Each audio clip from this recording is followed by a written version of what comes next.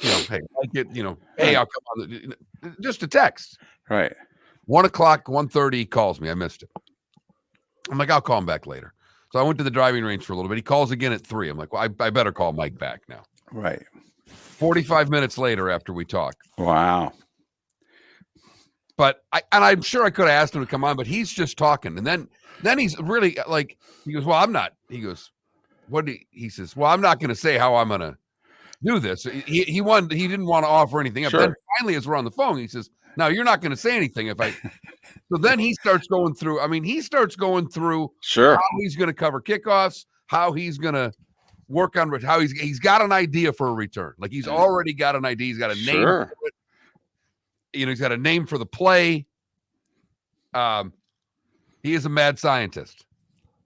But he did turn me around on one thing. He said, Mark, it's a play. 82% of these things were touchbacks. Yep. We've got a football play back. Yep.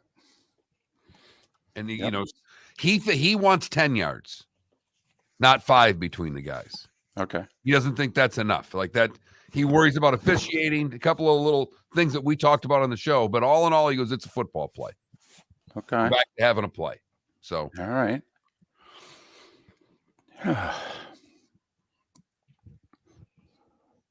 Sounds good. Him talking to the owner of the Broncos too is great. He's only worth $80 billion. And Mike's not talking to him any differently than he's talking to you. Nope. He's got an office in the building. I didn't know he had an office in the building. I got to admit, if I own the Broncos, I think I deserve an office. I think I should have a view of the practice fields. I mean, a comfortable chair, even a refreshment.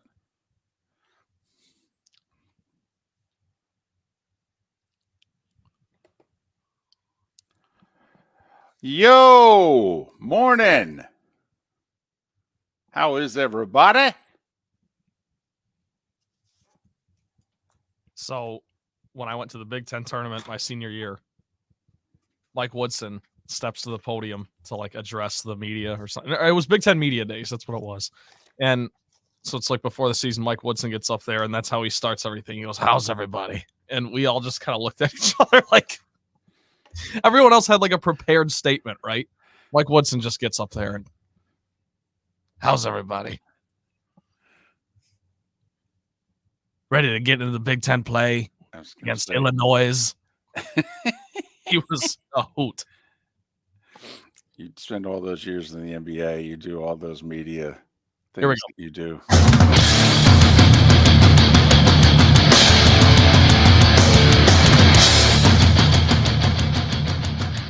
You are listening to Miller and Moulton, exclusively on the Florida Sports Network. And now, here's Mark Miller and David Moulton. Top of the morning to you. Final Wednesday of March. Let's get over the hump together, shall we? How the heck are you? Miller and Moulton. MillerandMoulton.com. Miller_Moulton on X is how we roll. Mark, how are you? I am good. Good night last night. Although my team suffered a big loss, they're in trouble. Oh, your hockey team. My hockey team suffered a big loss. So that was a big overtime. It really was. The point swing either way. You guys scored. You'd be tied for the final playoff spot. They scored. You're 2 points back, and they got a game in hand. Exactly. Right. Yeah, and in the whole time, your Rangers needed overtime to dispose of Philly, and I needed Philly to lose in regulation. So it was, as a fan, and I love this, even though it didn't work out for me. This is where I've grown as a fan because I've fortunately been able to watch my hockey team win the last game of the year a handful of times. So maybe I'm comfortable with where they are, but man, that was a rough 20 minutes last night. Right. As games are fluctuating and things are going on. I got both hockey games on. I'm going, I'll be damned. This is not working out well for my team. You know, we hyped it up yesterday near the end of the show that last night was going to be a big night in the NHL. And Liam McHugh, among others, said, have to admit, tonight feels like the first night of the playoffs. I mean, it had an intensity to it. It had a bunch of key matchups for playoff positioning. Panthers lose a tough one. Haven't lost many like this year. A 1-goal lead with 5 minutes to play at home, and they lose in regulation. And they lose to the team that they're battling with to finish first. So a big loss for the Panthers, even though they have a game in hand on Boston. They're now 2 points behind the Bruins after having been just ever so slightly ahead of them or tied with them with games in hand for the better part of the last 2-3 weeks. So we're heading down the stretch in the NHL. We're on the eve, Mark, of A, the madness resuming, and B, opening day in Major League Baseball. Forget you think you saw or heard about 2 games in South Korea last week. That didn't happen. Well, it did, but it just we're not counting that. That was the Seoul series. That's like the NBA in-game tournament or in-season tournament. Okay, the Seoul series. Tomorrow's opening day. If you say so. Right, that's what they're selling. If you say so. But for most of us, it is. Our teams will start. Right. Not a lot of Dodger and Padre fans in amongst our listeners here. Right. I mean, it would have been nice to know the Ohtani story before the series and asked either him or his interpreter who he liked in the series. Hello. That's not going to go anywhere. I have to admit, I start the show a little wounded this morning. Little wounded. Wounded? Little wounded. A very busy day post-show. You know how sometimes you talk about post-show, I got to get out of here, I got an appointment, I got things to do, or I got a tea time, or what have you. You know, we're talking to Vern Lundquist immediately after the show, an interview that we'll have tomorrow on Miller and Moulton, 2 weeks before his final Masters, 2 weeks before his final broadcasting event in a legendary career. Vern Lundquist on the show tomorrow, but we'll tape it right after the show today. And then I got to go get an MRI. And so I needed to shave. Late decision right before the show. I needed to shave. They doing the MRI in your cheek? Well, here's the thing. It was really starting to itch. And in the tube, it's tough to scratch your face. You know, it's tough enough for me to be gentle in the face. All right. Never mind to scratch the face when I'm in the tube. Plus, I plan on falling asleep in the tube. I was going to say I've only had an MRI done once, and I'm a mess. I'm scared of heights. I'm claustrophobic. I'm a wreck. Really? Yeah, I didn't like that tube at all. That tube freaked me out. Close your eyes. That's what had to happen. There you go. Once it starts sliding in, you just close your eyes and that's it. And then you go to sleep. And then next thing you know, they slide you out and they tap you on the shoulder and they go, it's time to go, Mr. Miller. That's what it took. I had to, and it was hard. I had to keep my eyes closed and just try to fall asleep. And I finally did. Now, I must admit, it's not easy necessarily unless you're tired. But it's not easy falling asleep when they're landing a plane right above you. I mean, that's the thing. These things aren't quiet. You know, all of a sudden it's like the boiler in an 80-year-old building and you're in the boiler room and all of a sudden the boiler kicks in. I mean, that's what an MRI sounds like. It's like, what the heck? Guys can't make this quieter? Aren't you supposed to advance like televisions? You know, they were big and clunky and now look at them. Can't you do something about this? Guys have landed a plane in here. But had to, thick beard. I had really let it go. And so I needed to break out the new razors. And I was in a time crunch. I had like 12 minutes. And it usually takes me 18 to 20 to shave. So 18 to 20 to shave? When it's a thick beard like that, yeah. What do you bring someone in from the bullpen to take the left cheek? Are you kidding me here? I'm just telling you, okay, the underneath part. Okay, first off, there's a lot more real estate on my face than there is on most people's faces. Okay, granted. Big head, fat. All right, so there's a lot of ground to cover. Mark, my face is big sky country. Think of it that way. Well, and you're not gentle in the face, so right, that can cause a nick or a cut. And that's what we have. And not only that, we have them underneath. All right, so I'm just dabbing I'm just dabbing some blood as we start the show. All right. Let me ask you, is that more irritating than it would have been? Like if you're in the tube and the nicks are starting to hurt a little bit. Yeah, they'll itch. No. Please, that's fine. Okay. But I needed to get. I've been scratching for a couple days. I'm like, I got to shave, and now I realized. Never mind the fact I got my mother texting every day because she watches us on Twitch. Going, when are you gonna shave? All right, it's good to know at 58 I still get that. So I shaved, and now you're dabbing. well, now I'm bleeding. Right. All right. I'm just need a tourniquet. So we start hump day injured. That's all. Playing through injury. There not you go. not pain, just injury. All right. So, but yes, 18 to 20 minutes, as a matter of fact, when it's thick. All right. When, like 4 days ago, 10 minutes, boom. But I let it go. I let it get an extra layer. Come on. It's kind of like your lawn. Who knew Moulton shaving was longer than any of our segments on the show? I'm just miffed by, like, I want our poll question to be, how long does it take you to shave? And the good thing is women get to answer that also. So it's like your lawn. If you let it go an extra 4 to 7 days, it's like, oh man, look, I really let it go. All right. And you're like, that's an extra 10, 15 minutes cutting the grass. It just takes longer. That's what I did. That's all.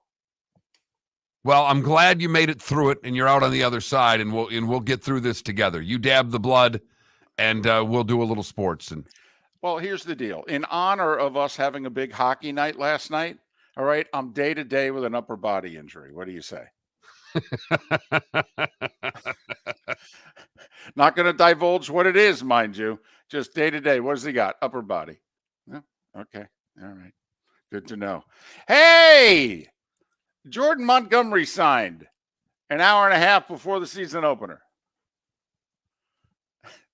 This was a hell of an offseason for Scott Boras, wasn't it? And his clients. All right. All those that switched to Boras in the last year and are going to be free agents at the end of the season. I'm talking to you, Pete Alonso. How'd this work out? You know that 6-year, $200 million deal he was looking for? Mark, you see what he got? That'd be 1 year for 25. So basically, all three clients ended up with a 1-year deal. Yeah, I mean, technically Bellinger signed 3 for 80, but he can opt out. But he controls it, right? And then he can opt out at the second year if he wants. Just like technically Jordan Montgomery has a second year that's a player option, and the amount of money he would make next year depends on how many starts he makes this year. 10 starts, he makes a certain amount. 18, he makes a certain amount. If he makes 23 or more starts, he makes, 20, 25 million next year if he's so inclined to stay. But what I find interesting is he signed in Arizona. Now, come on now. Yankees couldn't go 1 year, 25 million for Jordan Montgomery with a vesting out. The Orioles. Come on now. You can get to a World Series this year. You couldn't go 1 year, 25 million for Jordan Montgomery with a vesting option for 2025. Seriously, half your team's first and second year players. Come on now. I mean, that's the part now. I think you got a bunch of fan base. Hell, for that matter, I don't know if Boras would work with the Baltimore Orioles. Why not? David, David Sampson's talked about it. Others talked about their teams that Boras doesn't work well with. Well, and the Rays are one of them, but I mean, So, I mean, you got to factor that in. We can't just sit here and say, well, why didn't they do this? Well, apparently he doesn't work with teams. You and I both had it on our report cards every year. Doesn't work and play well with others. True. But that doesn't mean we didn't get into bed with others. Okay. We just weren't happy with who we were sleeping with. That's all. And they weren't happy with who they were sleeping with either. But you know what? Sometimes you have to forge a relationship. And when it's 2 days before the season opener, I think all of a sudden a few extra beds are looking good. Oh, I don't know if I want to go home with her. Really? It's 2 days before the season opener. She's starting to look better. Same with her, by the way, looking at you. I don't know. The price went down a lot. I mean, he seems like a real pain in the butt. No, man. He agreed to do whatever you wanted. Really? Well, I could date him for the year. I mean, this can go both ways. Boris is like an in-law. Just keep your father-in-law away from me. Oh, okay. All right. This analogy just keeps getting better. You just step back right now. I don't know. Clean shaven Moulton, and all of a sudden he's in a relationship with someone he doesn't want to be with. I don't know. It's a lot of fun. I'm wounded. I'm bleeding. I'm wounded. Get another dab. Okay, thanks. I don't know if I need Band-Aids or a tourniquet. I don't know. Got a heck of a show lined up for you. Seth Everett, Pat Kirwan, Ken LaVicka, the voice of FAU. Where do they go from here? Is that it for FAU? We never going to hear from them again? Or do they build on this? Got a good show. Hump Day. Let's get over it together. Miller and Moulton. Mark Miller for Molly Maid. Why Molly Maid, you ask? Trust. Moulton was a customer for 15 years. Affordability. Didn't I just say Moulton was a customer for 15 years? Worry-free services. Our professional house cleaners are fully insured and a 24-hour warranty. Call Molly Maids today at 239-774-5839. That's 239-774-5839 or online at mollymaid.com/FTMYERS. That's mollymaid.com/FTMYERS. The law firm of Michael F. Hornung has successfully represented the citizens of Southwest Florida for over 30 years. As a former prosecutor, the information I know is information you need to know. If you've been arrested for a DUI, a criminal matter, or involved in an auto accident, call the law firm of Michael F. Hornung. I'm a local attorney with local knowledge to assist you through the process. For a free consultation, call 239-437-0095. That's 239-437-0095. Offices in Fort Worth. Visit Jason and Todd at the Diamond District. If you're in love and thinking about a diamond, you'll want to hear from my friends Jason and Todd at the Diamond District. When purchasing a diamond, you deserve a relaxed, stress-free, and educational experience. You want to have a good time and feel comfortable. You want selection, quality, and value. At the Diamond District, you'll get it all. With our team of non-commissioned diamond advisors, no one's in a rush. We care only about you and making sure your needs and wishes are fulfilled. You'll be wowed by our selection of GIA-certified diamonds, stunning diamond bracelets, earrings, pre-owned Rolex watches, exotic ruby, sapphire, emerald, and tanzanite jewelry. There's something for everyone at the Diamond District, and all at the lowest prices anywhere. Jason and I love what we do and are in the store nearly every day. We look forward to shaking your hand and welcoming you to our Diamond District family. Visit Jason and Todd at the Diamond District. You were listening to Miller and Moulton on the Florida Sports Network.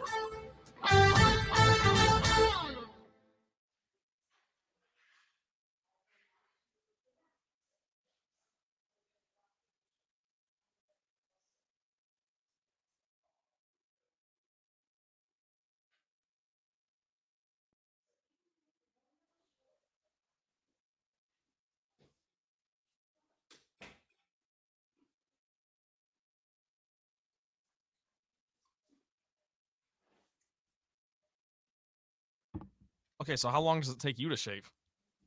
No more than 10 minutes? 10. 3. One, I haven't used shaving cream unless if it gets really thick, it might be 6 because I use shaving cream. Okay. Most of the time, it's just the razor on the face right after the shower. It's just okay. All right. I'll set the stopwatch and shave tomorrow. I think we got to do a study on this. So is this the poll question? It could be. Okay. As David dabs a couple more times. It's either that or do you like the new kickoff rule? I like that.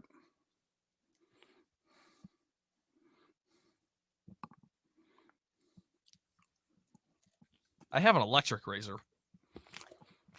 I did that when I was in TV because I couldn't afford to cut myself. I did that one time, and I literally was bleeding through a sports cast. And I would be on camera and do it, and they would go to the highlights, and I would be doing the highlights while dabbing my cut. Could have put that piece of toilet paper on it and had that just sitting there. Also, I nicked the corner of my nose. Oh, that's a bleeder. Oh, it sure is. That's the worst one. I was like Chuck Wepner, man. Golly.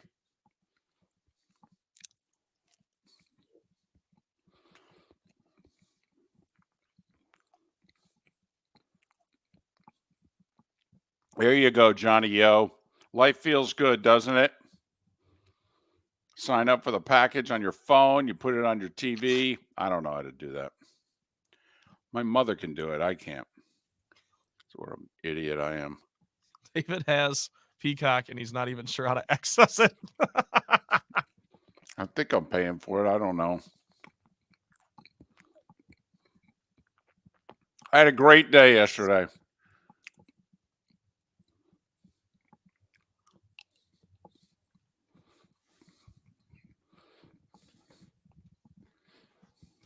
Okay. Why? No, I'm going to save it. Good. Going to save it. I mean, we got 4 hours to fill, for goodness sakes. Johnny, who cares? Free, paying for whatever. If doesn't life feel good now for a week, you're going to have the free thing, or maybe longer.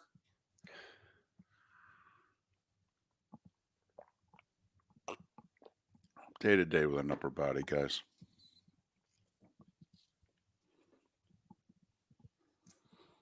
So is the waist the line of demarcation with upper body, lower body? Yes. Okay.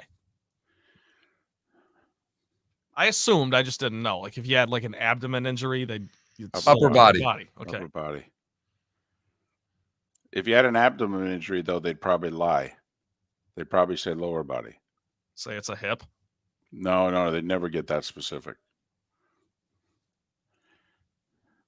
You have a better chance of them saying it's a tranny than a hip.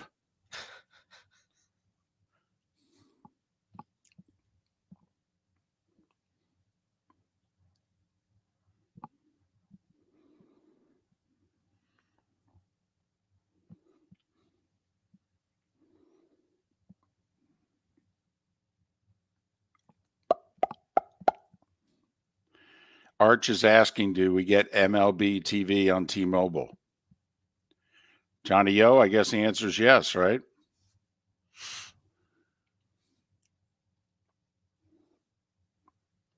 Kilos, wouldn't you have wanted Jordan Montgomery? 1 year, 25 with a player vesting option?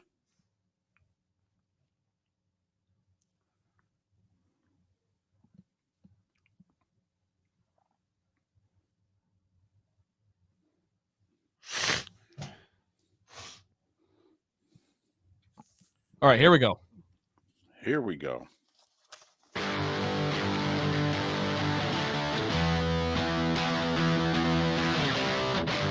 You're listening to Miller and Moulton, only on the Florida Sports Network. 21 minutes after the hour. It's a hump day. It's the final one of March.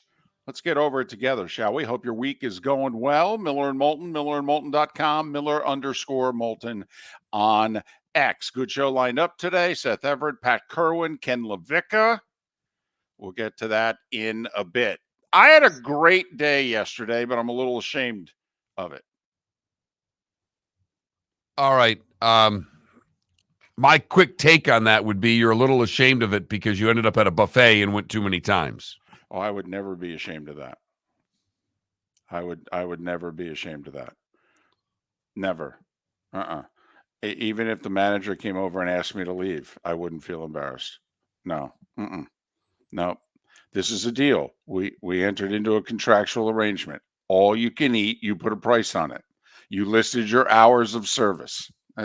I'm playing by the rules. All right, so talk to me. A good day, but you're a little embarrassed. I'm very interested. So, am I a bad person? Yes. Oh, I'm sorry. Wow, that kind of hurts. I thought I was a good person, just horribly flawed. Or we're not going to Brazil. They gave Right. the Brazil game to Peacock. NBC/Peacock. That's right. The second game of the year, which, by the way, is apparently nailed down to it's the Eagles' home game that's going to be played the first Friday in September, the day after the season kicks off in Brazil. And I guess they've narrowed it down to the Packers and the Browns. Well, the Browns seem to think that it's them. Okay, because the Packers guy was the one on the record talking about it. Right. A Browns player, and I don't remember who it was, a week or so ago was like, yeah, we're going to Brazil. And no one really disputed anything that he said. So, okay. So maybe it's Cleveland and Philly on Peacock. So and when I say we, I'm a pimple on the back of Monday Night Football Life. And so we're all kind of curious because ESPN's in Brazil. So we figured, we're going. Besides, CBS and Fox want no part of this game. And NBC has the game the night before. So and they got Sunday night, for goodness sakes. Plus, they got a busy day Saturday. Notre Dame's playing in the afternoon. They got Big Ten at night. I mean, they don't have a lot of broadcast crews anymore. So we figured, it was going to be ESPN. And, well, it's not that I don't want to go to Brazil. It's just that it was going to be really inconvenient.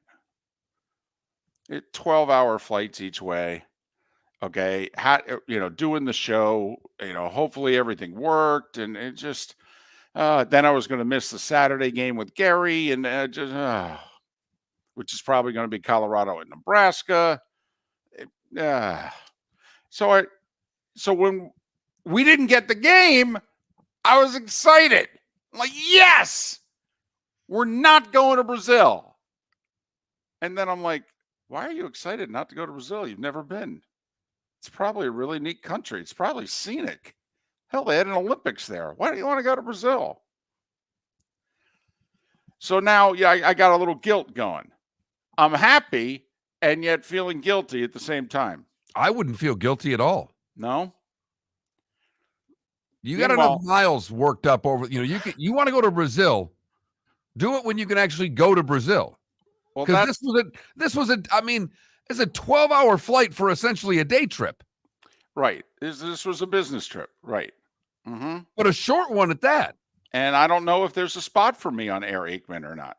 I mean, there were 100 people that were going to ask for seats. He's got like 8 to 12 of them. I mean, yeah, but you're pretty high up the Aikman pecking. Well, that's the thing, though. You think you're fairly high up, but that was going to be the truth serum right there. If you got a seat on Air Aikman, then you know where you stand. And if you didn't get a seat on Air Aikman, then you knew he was just placating you. So that's the other thing that I didn't want to find out, Mark. Well, I think you were in a tough spot because he may have given seats to people that were higher ups and felt that he had to. Exactly. And then you get bounced. Mm-hmm. But I wouldn't have taken it that way. It would have been a gut punch. Would have been a gut punch. Would have been a gut punch. You've changed. So I feel a little guilty that I'm happy that I'm not going to Brazil. But Peacock, they paid for it apparently. They threw money on the table. And the NFL said, well, okay. Welcome to 2024 football and watching it. Well, the ways you are going to have to watch it now. And the way the games are going to start.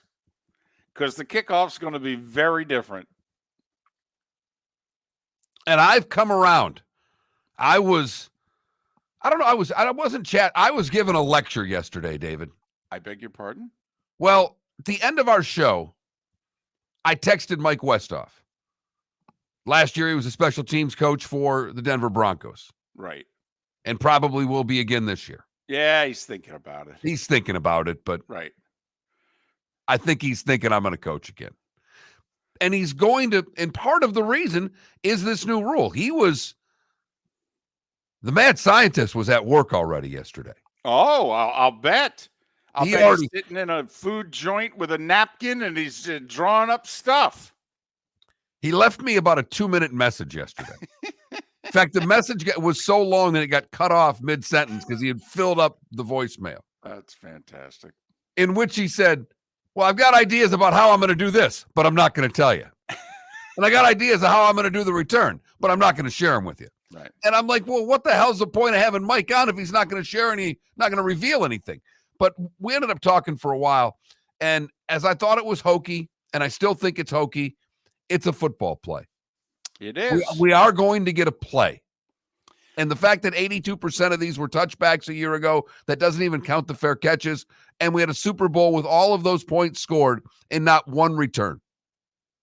Not one. No, and kick through the end zone. Boom, boom, boom, boom, every time. A lot of kickoffs, too. We had like a dozen of them. Yeah. Yeah. Mm-hmm. Tell you what. I thought it was hokey, too. But, I'm like, hey, I'm okay with leagues experimenting and trying something. I can do anything for a year. I mean, there was 1 or 2 seasons where the NFL had 2 bye weeks. Most people have forgotten about that. I mean, they tried it, and they just decided, no, season went too long.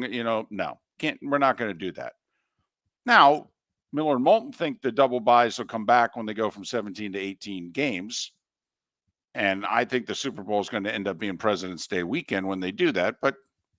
And trust me, they're already negotiating with the union to get an 18th game. I mean, all the contracts are locked in. They can't make any more revenue unless they change the league and add more games. And, Mark, got to remember, if you're the NFL, you're stuck at $20 billion in annual revenue. I mean, that's not going to fly. They've got it in their head. They got to get to 25. What is this, the SEC? It just means more? Yeah, it just, I mean, they just have to pay more? Exactly. They look around at the table and go, guys, can we live on $20 billion a year? No, I didn't think so. We need more. So then I saw, because I didn't watch a play of the XFL last year.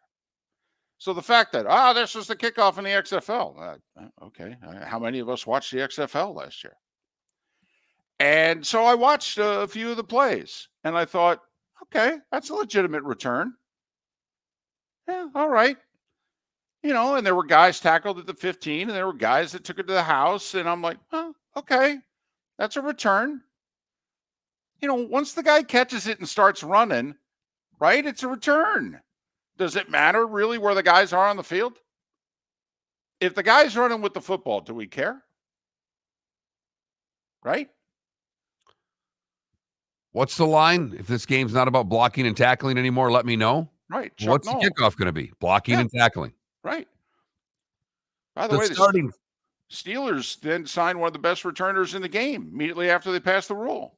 Located on the East Trail, locally owned Naples Tiki Bar and Grill is an outdoor eatery next to the Hitching Post Shopping Center. Island-inspired food with a true tiki theme. The best place in Naples to enjoy the beautiful weather in Southwest Florida. The Naples Tiki Bar and Grill offers a great menu for dine-in or takeout. Enjoy our famous pulled pork, huge burgers, and tiki bar cocktails. Don't miss happy hour every day from 3 to 6 and live music 7 days a week. See you soon at the Naples Tiki Bar and Grill, 11498 Tamiami Trail East. Mark Miller for Molly Maid. Why Molly Maid, you ask?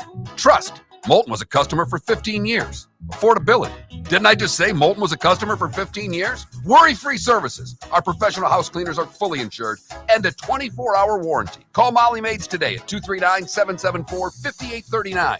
That's 239-774-5839 or online at mollymaid.com/FTMYERS. That's mollymaid.com/FTMYERS. Visit Jason and Todd at the Diamond District. When choosing something of high value and personal significance, such as a diamond, you want to shop with the best. And the mall is not the place to be. Here are my friends, Jason and Todd, with the Diamond District. Take a stroll in the mall, hop into a few jewelry stores, and you'll soon discover you're in the wrong place. Rings begin to look all alike. You're not finding GIA-certified diamonds.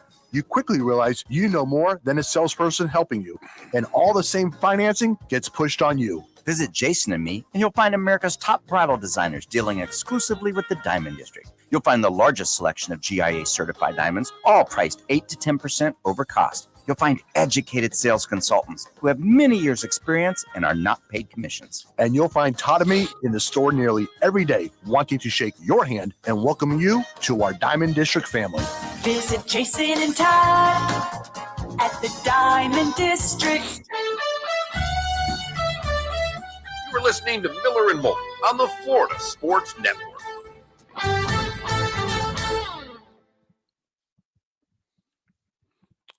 Well, Kilos, we all know what's going on. And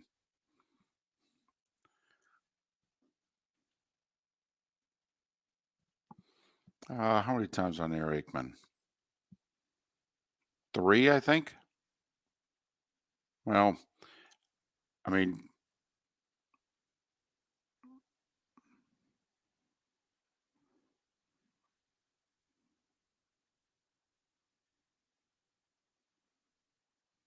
four.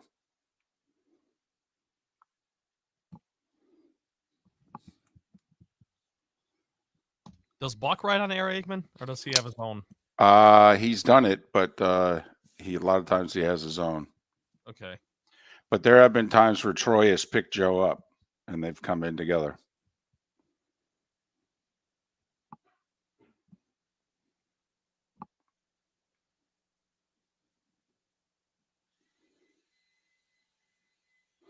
Are Well, they Brent friends? picking, there are the 4 main seats, and then there's, a couple of seats in the back and like a side couch. And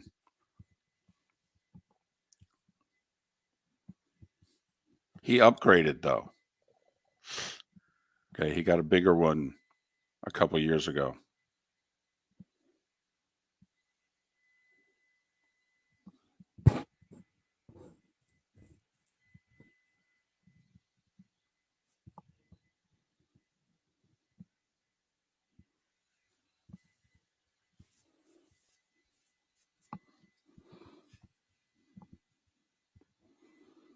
Yeah, exactly. Yes, he see me. That's a buddy. When he flies in on his private plane to pick you and your assistant up there, because Joe always travels with a guy named Steve Horn, his editorial consultant, as he's called him.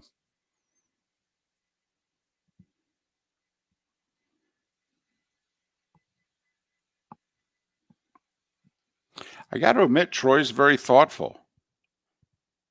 All right. Troy actually stuffs the plane beforehand, figures out how many people he's got, and all of a sudden we got on it, and he's like, "Yeah, anybody want sandwiches?" And he's got alcohol and drinks, and so he's very, very much the host with the most.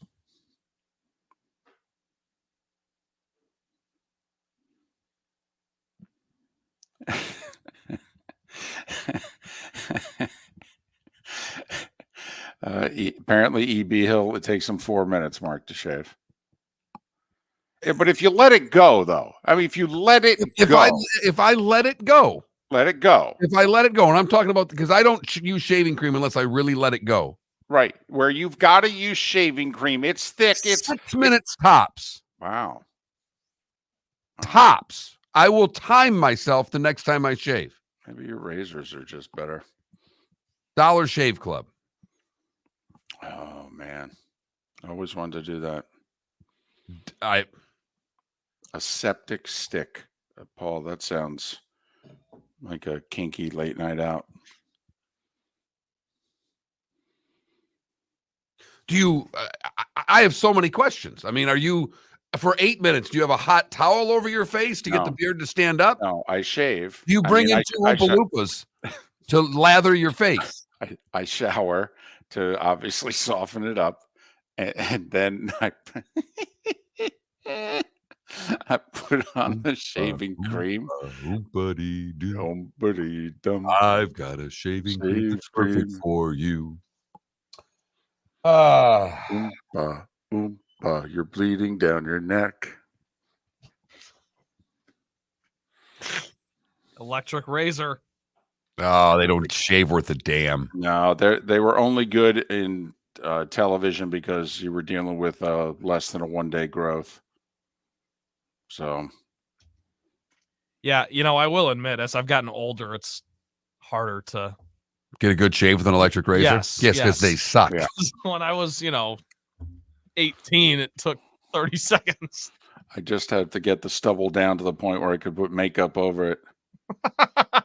And people didn't see and go, oh, look, he's got a 2-day growth.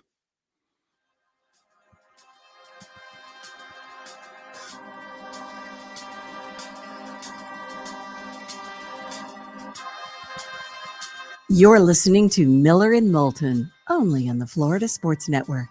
And now, here's Mark Miller and David Moulton.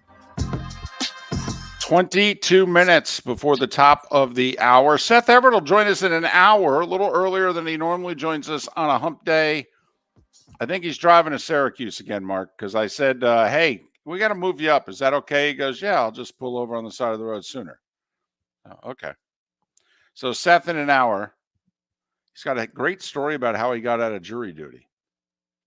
I don't know if it'll get him in trouble for telling it, but Seth Everett in an hour. Pat Kirwan, a little more than that.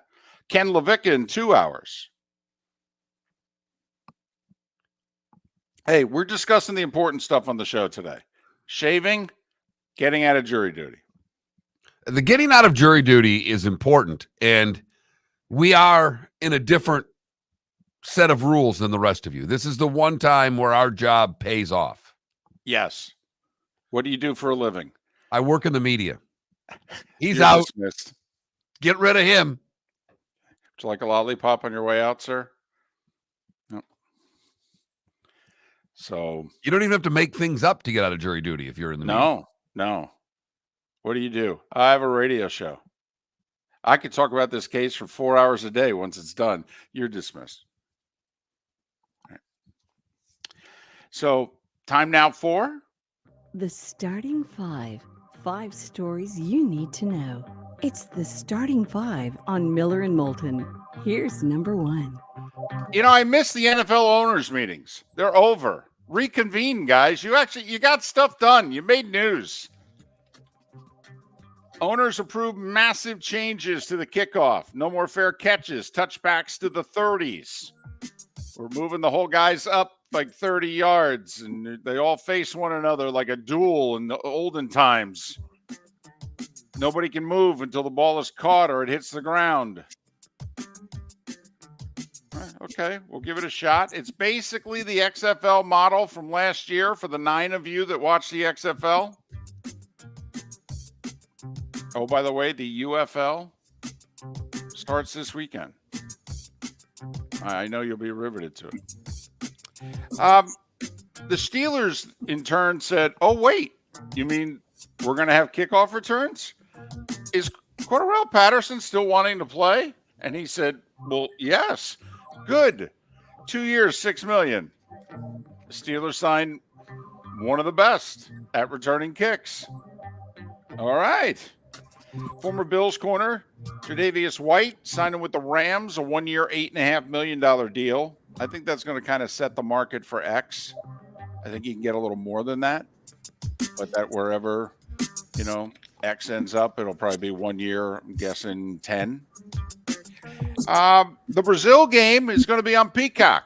So NBC gets the opener in Kansas City, and then Peacock is going to have the Eagles against either the Packers or the Browns. Word is the Browns are getting the game.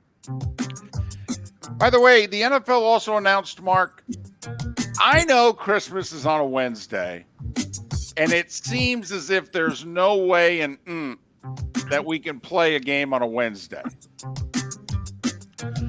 We're going to play 2 games on that Wednesday. I mean, are they just sticking both middle fingers up at the NBA or what? 100%. We took this from you. You thought you had a shot at getting it back, and it's not going to happen. No way. We refuse to surrender anything to any league in which we have taken it from. All right. Idea, NBA. This whole Christmas game thing, You guys had a really good idea. Yep. It's And now you're- ours. This and you know is what? You much had a good- like ESPN, David, when they've changed it in the last couple of years. But this is like when a story would break and David Moulton would have the story. And ESPN 4 minutes later would have breaking news that Adam Schefter's breaking the same story that David Moulton broke 4 minutes prior. Right. It's Without like, giving David Moulton any credit. any credit. Not even first reported by. Come They've on changed now. it. Now they give the first reported by. They got so much grief they had to even change. Here's what I think they're going to do. The Saturday before Christmas, I believe, is the first Saturday that the NFL starts playing games on Saturday. And don't they usually have a triple header? Yes. So they have 6 teams. And my Let's guess pick a is 4 of those 6 will then be playing on Christmas. Because you've got Sunday, Monday, Tuesday off in between. That's the equivalent of playing on a Sunday and then playing on a Thursday night. So that's, I'm guessing, how the NFL is going to be able to justify it. So let me ask you a question. There will then be Monday Night Football on the 30th of December, but not on January 6th, right? I mean, the season will be over Well, probably. Yeah, if that's the final weekend of the NFL regular season, there's no Monday night the final weekend. The schedule comes out in about 6 weeks. But in terms of who's going to play on Christmas, even the NFL, I don't think they believe that a team can play on Sunday and then play again on Wednesday. Now, is it possible? Do bye weeks go that late in the year? I don't believe they do. I think they end a week or 2 earlier. I think the last bye is in very early December. So, Mark, that's my guess, is that 4 of the teams that play that Saturday, which would be the 21st, 21st. that 4 of those 6 teams are then going to be asked to come back and play on Christmas. The schedule, as I said, gets released second, third week of May. The trade deadline pushed back an extra week. It was after week 8 last year. Most teams were asking it be moved back to after week 10. There was one team that said, well, could you at least try after week 9? And Rich McKay, in his infinite wisdom, said, yeah, we'll do that. Okay, good. Yeah, once again, let's not do what most of the teams want. Hey, they're moving it back. Slow down over there, Moulton. Every year they've moved it back a little bit. You just need to slow down. The league has come to us, not the other way around. All right. Good point. 31-year-old Jordan Montgomery was looking for about 6 years, $200 million in free agency. He got 1 year, $25 million from Arizona and held out all of spring training to do it. Boy, it's a good thing he signed that high-powered agent. It's not like Miller, Moulton, or Trent, or any of you couldn't have gotten him that deal. Arizona is where he ends up. So he wins the World Series with Texas, and the team he helped beat, Arizona, he goes and signs with them. By the way, I know they're the Arizona Diamondbacks, and none of you care. Check out their starting rotation when you get a chance. That team could be a problem, particularly in October. I mean, the Dodgers probably have way too much for them over 6 months. But in 1 month, yeah, that's the best rotation in the National League. Spring training's over. Opening day, the second one, is tomorrow, 28. Actually, all 30 teams in action. NBA, no Jimmy Butler. By the way, it kind of looks like Jimmy Butler has broken down. I don't. They're now wondering whether or not Jimmy Butler can carry the Heat anymore. We'll see. I mean, I think they're going to rest him a lot between now and the playoffs, and we'll see. But Jimmy may have hit the wall. No Butler, no Tyler Hero. Golden State really needing the win. They go into Miami and they win 113-92. Klay Thompson with 28. Warriors have a 1-game lead over Houston for the final playoff spot. In the West, the Heat fall into a tie with the Sixers, who they would play in the play-in if the season was over. By the way, no LeBron. Lakers go to Milwaukee with Giannis. Anthony Davis plays 52 minutes, 34 points, 23 rebounds, going toe-to-toe with Giannis. And the Lakers rally to beat the Bucks in double OT, 128-124. AD also came up with a huge block at the end. Huge of the block first at the end of the overtime. first overtime, and It was Dame too. I mean, it was a floater. It looked good. yeah, He he went had up the and got block, and what Rivers had the big dagger 3 after that. So, and that's without LeBron. So who knows? Give something to the four-letter network to talk about. Oklahoma City's a half a game behind Denver, tied with the Nuggets in the loss column. They beat the Pelicans in New Orleans, 119-112. And Dallas and Sacramento are fighting for who's going to be the 6th seed and who's going to be in the play-in. Well, Dallas went to Sacramento and beat them by 36. So Dallas has moved ahead of the Kings in the standings. NHL. Panthers blew a 3-2 lead at home with 5 minutes to go. Lost to the Bruins in regulation 4-3. That means the Bruins are in first by 2 points. Panthers have the game in hand, and they have the tiebreaker right now and likely will have it at the end of the year because the tiebreaker is wins in regulation. And Florida's got like 5 more than Boston. Capitals in overtime over the Wings 4-3. Washington 2 points ahead of Detroit, and they have a game in hand on the Wings for the final playoff spot in the East. Peter Laviolette, I don't want to say he's been coaching for a while, but he won his 800th game last night behind the bench for the Rangers, who scored 4 in the third and 1 in overtime and beat the Flyers 6-5. Rangers now 3 points up on the Hurricanes with a game in hand for the division lead because Carolina lost at Pittsburgh 4-1. I mentioned New Jersey beating Toronto 6-3 because now the Leafs and the Lightning have played the same number of games, and Tampa Bay's only 4 points behind Toronto to avoid a wild card and to finish third in the division.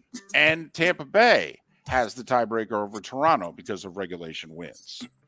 And Nashville was down 4-1 in the third at home against Vegas. Scored 3 in the third and won it in OT 5-4. Hell of a night in the NHL last night. Some college sports news. Mitch Barnhart and John Calipari met yesterday. The media in Kentucky was paying attention to it. They were waiting for the smoke signals out of the stack. Calipari's staying. He'll get a 16th year leading Kentucky. Listen, I don't want to say this Oregon State, Washington State being left behind's costly to them or anything. On one hand, Mark, they just got checks for between 50 and 65 million. All the other schools had to divvy up and send them money, send them about 6 million each. So that's the good news. The bad news is everybody who's an AD or a coach there wants to leave. And so, Mark, the Washington State athletic director left to go to Washington yesterday. Yeah, well, That's gotta hurt. it does, but do you blame him? No, Pat Chun is the guy's name. He got a 6-year deal. He spent 15 years at Ohio State, and so he understands the Big Ten and what have you. And at 9 minutes before the hour, that was the starting five every weekday morning at this time on Miller and Moulton. There you go. And if I missed anything, well, my apologies. I tried. Got up early and everything. And shaved. Had to fit in shaving.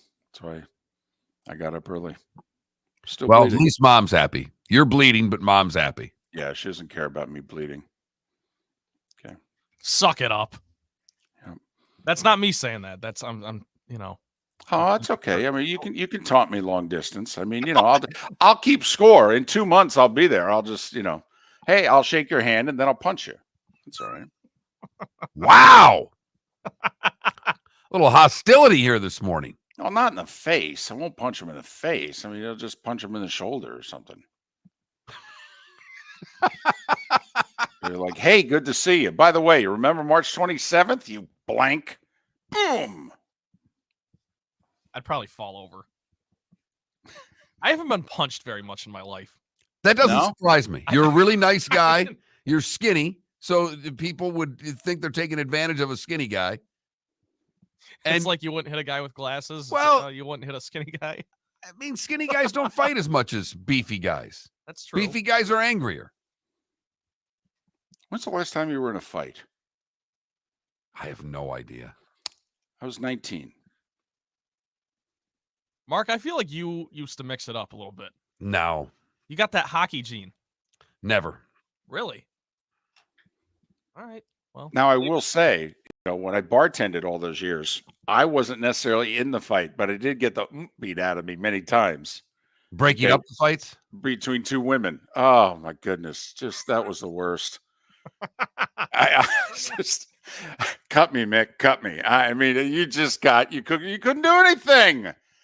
You have to break it up because you can't let it escalate. And there's nothing they can't do.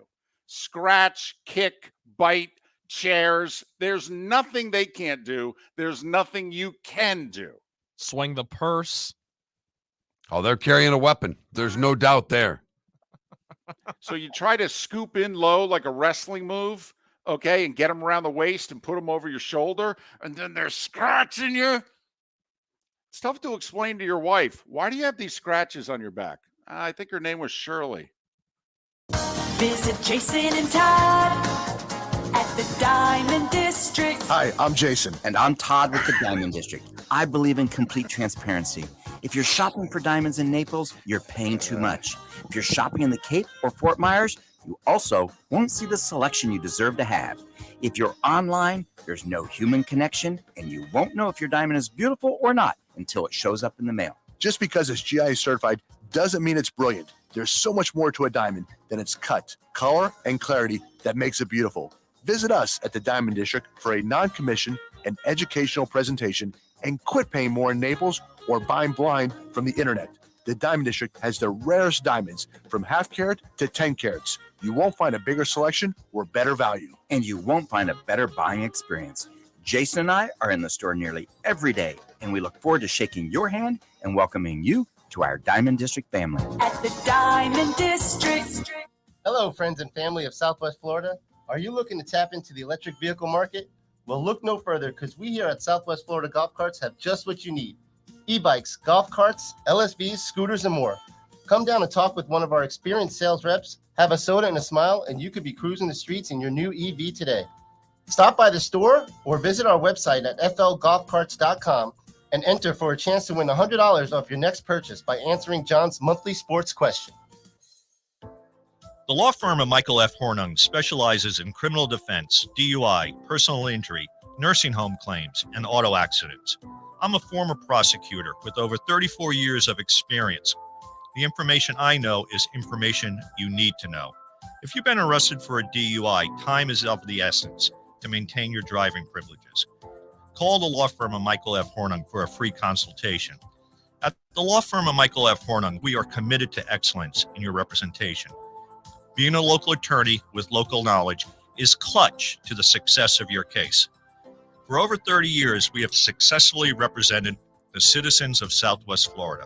For a free consultation, call 239-437-0095. That's 239-437-0095. Our offices are conveniently located in Fort Myers. Visit online at mfh-law.com. Mark Miller for Molly Maid. Why Molly Maid, you ask? Trust. Moulton was a customer for 15 years. Affordability. Didn't I just say Moulton was a customer for 15 years? Worry-free services. Our professional house cleaners are fully insured and a 24-hour warranty. Call Molly Maids today at 239-774-5839. That's 239-774-5839 or online at mollymaid.com/FTMYERS. That's mollymaid.com/FTMYERS. You were listening to Miller and Moulton on the Florida Sports Network.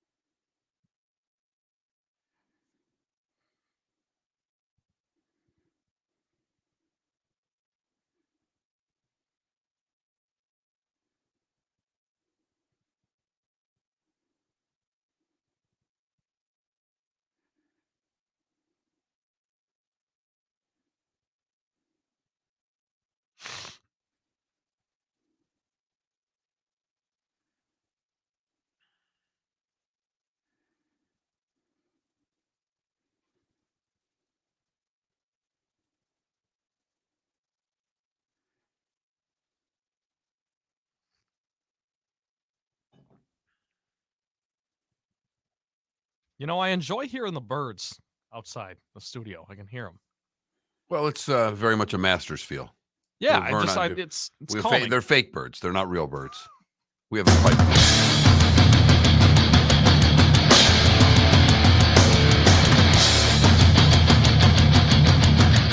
You are listening to Miller and Moulton, exclusively on the Florida Sports Network. And now, here's Mark Miller and David Moulton. Hour 2 of Miller and Moulton along the network. Seth Everett will join us a little bit later on this hour. Pat Kirwan, 1 hour from now. Another chance to catch our breath. Tomorrow, a huge sports day. Opening day for all of Major League Baseball, not just the Dodgers and Padres. And the Sweet 16 resumes on the men's side. 4 games. Too early, too late. Then they'll do it again Friday. Got some good matchups, sexy matchups, brand names. Ratings should be good. Interest should be high. Speaking of ratings, see how many people watch the Iowa-West Virginia women's basketball game on ESPN? Just a couple. Just under 5 million.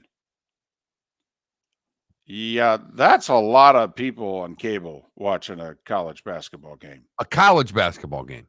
Yeah, not a women's college. It's a No. college. That's a lot of people watching a college basketball game. I mean, that's twice as many and watch Duke, Carolina in a regular season. I mean, there are very few NCAA tournament games on cable, on TNT, that have gotten that number. I think the Kentucky game did, and that's it. And she's still getting new eyeballs. I got a text during the game from a buddy of mine going, watching Caitlin Clark for the first time. Wow, she can really play. And my response was, no blank. How are you just getting here?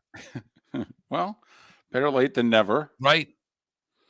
And she has got however many more games to try to convince those that have checked her and the sport out. Will they then follow her to the pros? I mean, that is certainly what that league is praying for. That she is such a phenomenon that people will follow her to the WNBA. Which has never happened. We watched the Women's World Cup. Mm-hmm. A lot of eyeballs on the Women's World Cup. Absolutely. No one's watching any of the Women's Pro Soccer League. That didn't translate into eyeballs into their pro game. Now they're trying again, and they're growing their audience, but it's small. Right. To a lesser extent, we've watched women's Olympic hockey for the gold medal game. Their league is doing phenomenal. The Professional Women's Hockey League is drawing big numbers everywhere they play. Not eyeballs on television. Not yet, no. People and are if going. she can make the transition Yep. from the college game to the WNBA, and I think she has a legit shot. I spend every one of my nights, David, at a girls' practice of some sort, whether it's gymnastics, softball, or soccer. I'm at my daughter's practice 4 nights a week. You are a walking focus group. Well, the parents I deal with are, and all of a sudden last night, Caitlin Clark came up. Few of the dads are talking. About 6 of us are sitting there talking. And we all watched. And I, of course, asked the question, are you going to watch next year? Or in the spring, or not next year, in the next couple of months. Right. This summer. Will you watch in the summer? Because one of the moms asked, will she play on the Olympic team? No. And we talked about that. We thought that they should have worked her in. NBC would love for her to be playing on the Olympic team. Also, quite frankly, I mean, her game, her shooting ability from deep. I mean, it's tough to imagine that there's not a role for that. I mean, talk about a zone buster, and they play a lot more zone in international basketball. I mean, talk about a zone buster. How about Caitlin Clark? Right. $4.9 million for a second round women's tournament game on ESPN on a Monday night.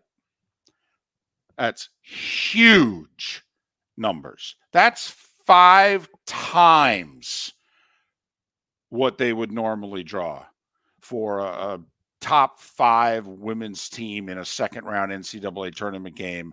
You know, the advantage Monday night, they weren't going up against the men's tourney, no doubt, but still. I mean, that was the most watched show, certainly on cable television. I don't know if there was a show on all of network television that drew 5 million people Monday night. I doubt it. It was certainly the most watched thing on cable. I mean, I don't even know what the Monday night network TV lineup is, but I don't know if any of those shows are doing 5 million. I mean, network TV that's not sports is struggling. Big time. Name 5 shows on network television right now. Go ahead. Hello. So, hey, what's our poll question? It's about the kickoff rule. Are you in favor of the new kickoff rule? Yes or no? Very simple. 48 hours ago, how would we have answered that? I would have answered no. I didn't like it. I thought it was quirky. I had to be talked off the ledge yesterday. I think I would have been with you. It just felt too weird. And contrived. You know, every once in a while, usually my wife works for a living. I do this. So when she comes home, I ask her about her day. And very rarely does she ask, how was the show? Because by the time, like last night, the first time that we saw each other was after around 8 o'clock at night. Right. I've been done working for a hell of a long time. And she knows that and is a little jealous of how little I work. Would like to flip the switch on the amount of time I work versus the amount of time she works. So Right. I don't think she brings up the show on purpose. And she said, how was the show? I said, it was really good. And I said, we happen to have something happen that doesn't happen very often. A new rule came into football while we were on the air. She said, what's that? My wife's a football fan. There's a new kickoff. And I started trying to explain it to her. And she's looking at me like, what the hell are you talking about? Finally, I just had enough. I grabbed the phone, Googled XFL kickoff, and went, here. And she went, oh, okay. It's a visual. I will say, when you're explaining the rule, because there's a lot of components to it. Yes. I would have suggested that you gave her a glass of wine and let her start sipping it as you're explaining the rule. Because to listen to the rule change at the end of a long day, sober, all right, the rule sounds at best clunky.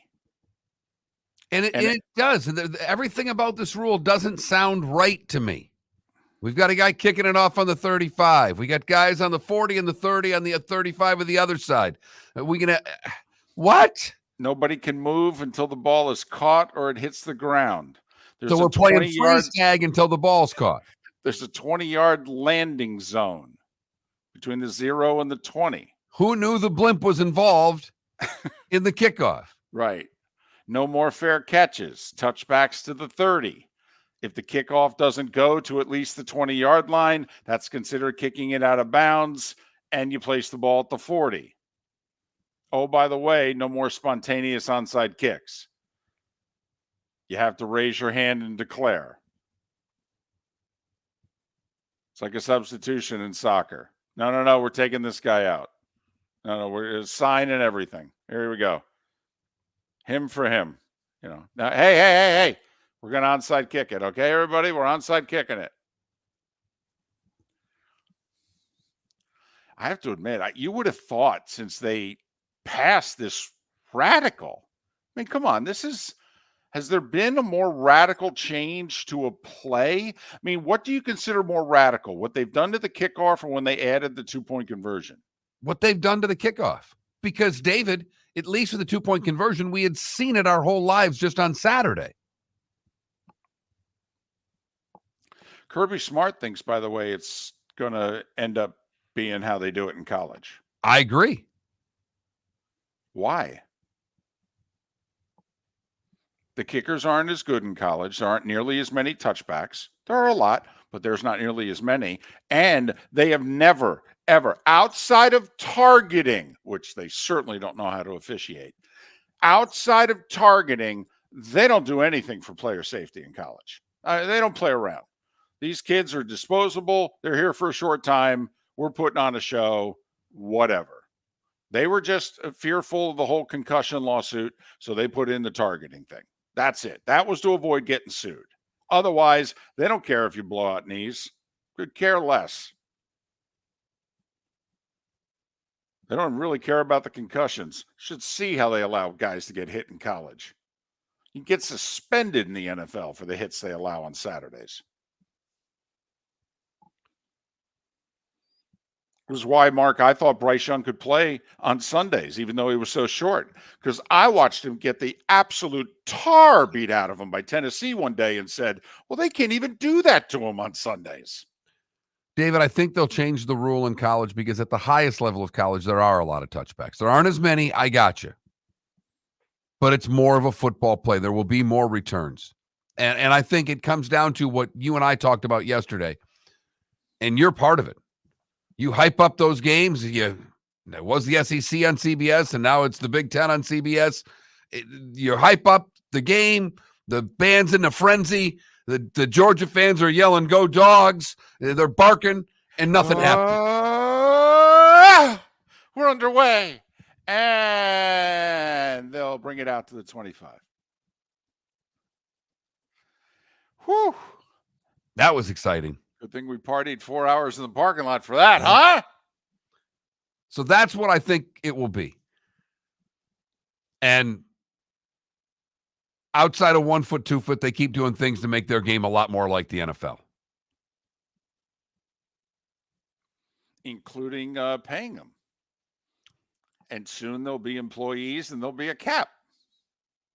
Once they can figure out how to cap spending in this college game, they'll be all set. Right. I mean, because they want to cap spending on the players, just not the coaches.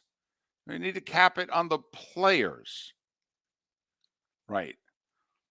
Not enough money for the ADs and the coaches. Can we build another building? I think we need another building. I think the football team needs another facility, don't you? Miller and Moulton.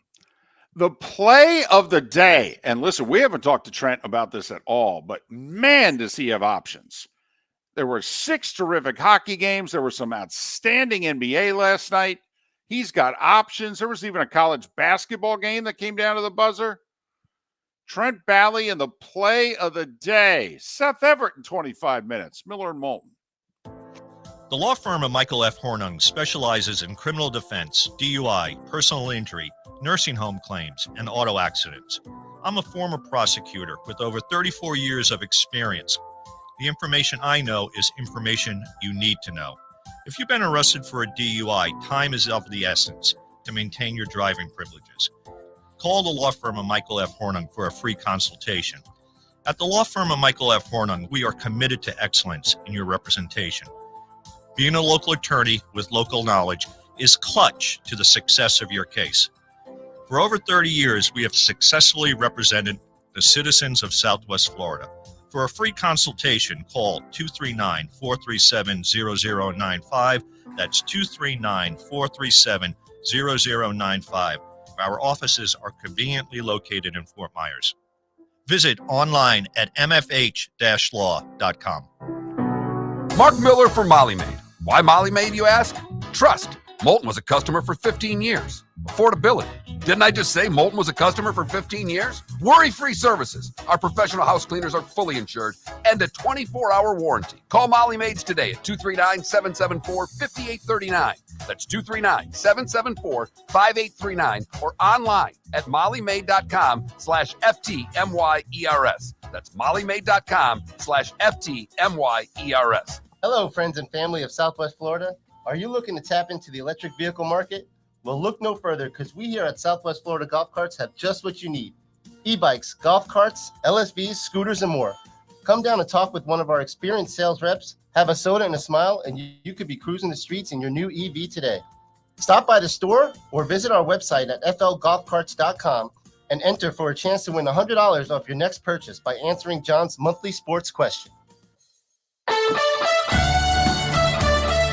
were listening to Miller and Moulton on the Florida Sports Network.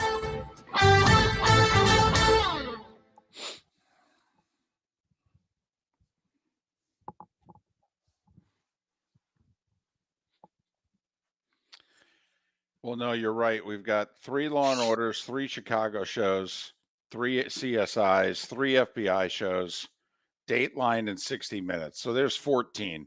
Blue Bloods. There's a new show on CBS. My wife and I like Tracker. 16. I can name 16 shows. What are the CSIs?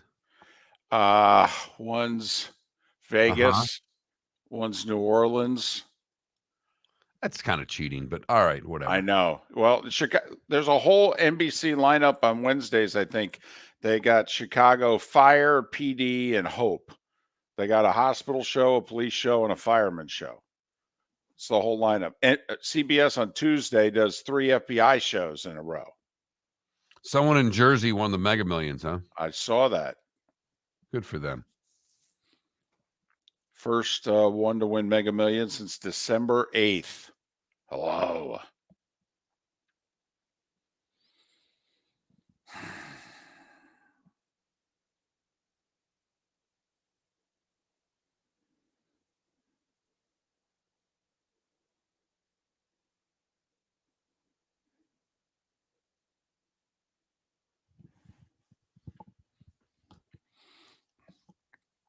I thought I heard somebody on Bonita Beach Road won $5 million last week.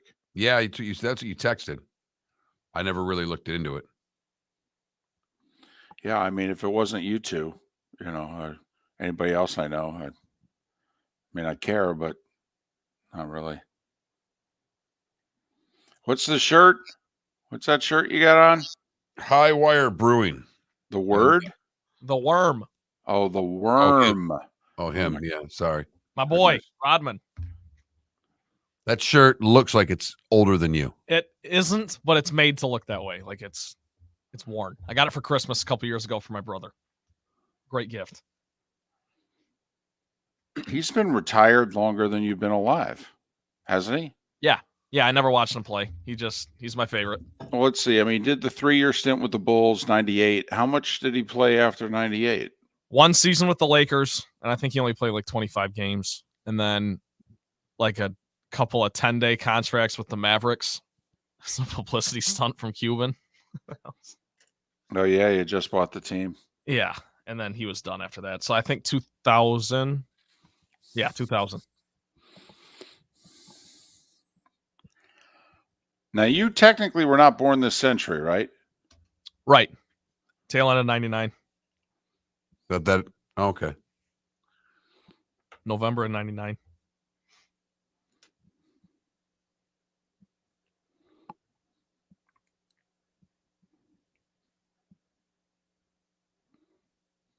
This is one of those shirts that I think was a shirt back then, and then they brought it back into circulation, because it has... Right. Everything is old is new again. Right.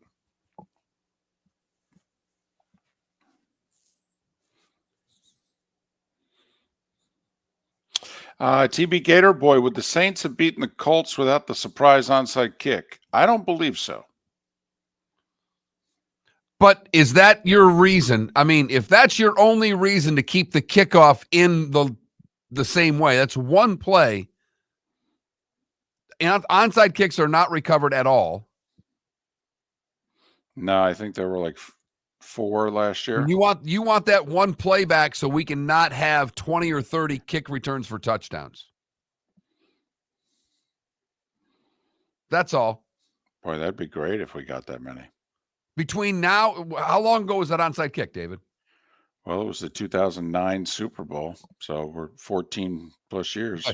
You know what? Double it. We'll have 40 returns for touchdowns in that time, in the next 15 years. Oh, no, we'll have more than that. Right, that's what I'm saying. We'll have far more exciting plays. This will lead to far more exciting plays than what we had before. We'll have 300 kick returns for touchdowns over the next 15 years. Over under 1.5 returns for touchdowns in week 1. Under. Over. When it's brand new, I feel like it's. I mean, I don't know. Although the ball's going to fly because it's going to be so warm, there's still going to be, I think, a decent amount of touchbacks. Talked to Mike for 45 minutes yesterday. Here we go.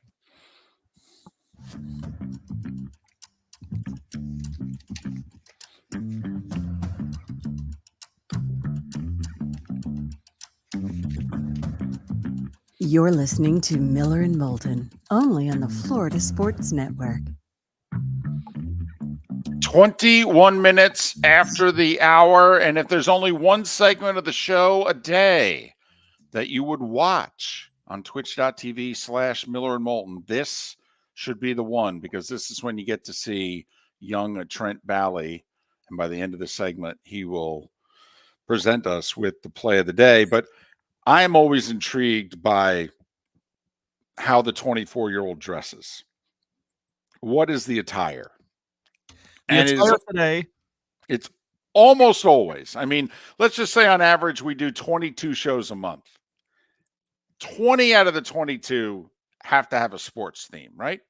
20 of the 22 have a Detroit sports theme. Yes. And then he wears a Motley Crue shirt twice a week.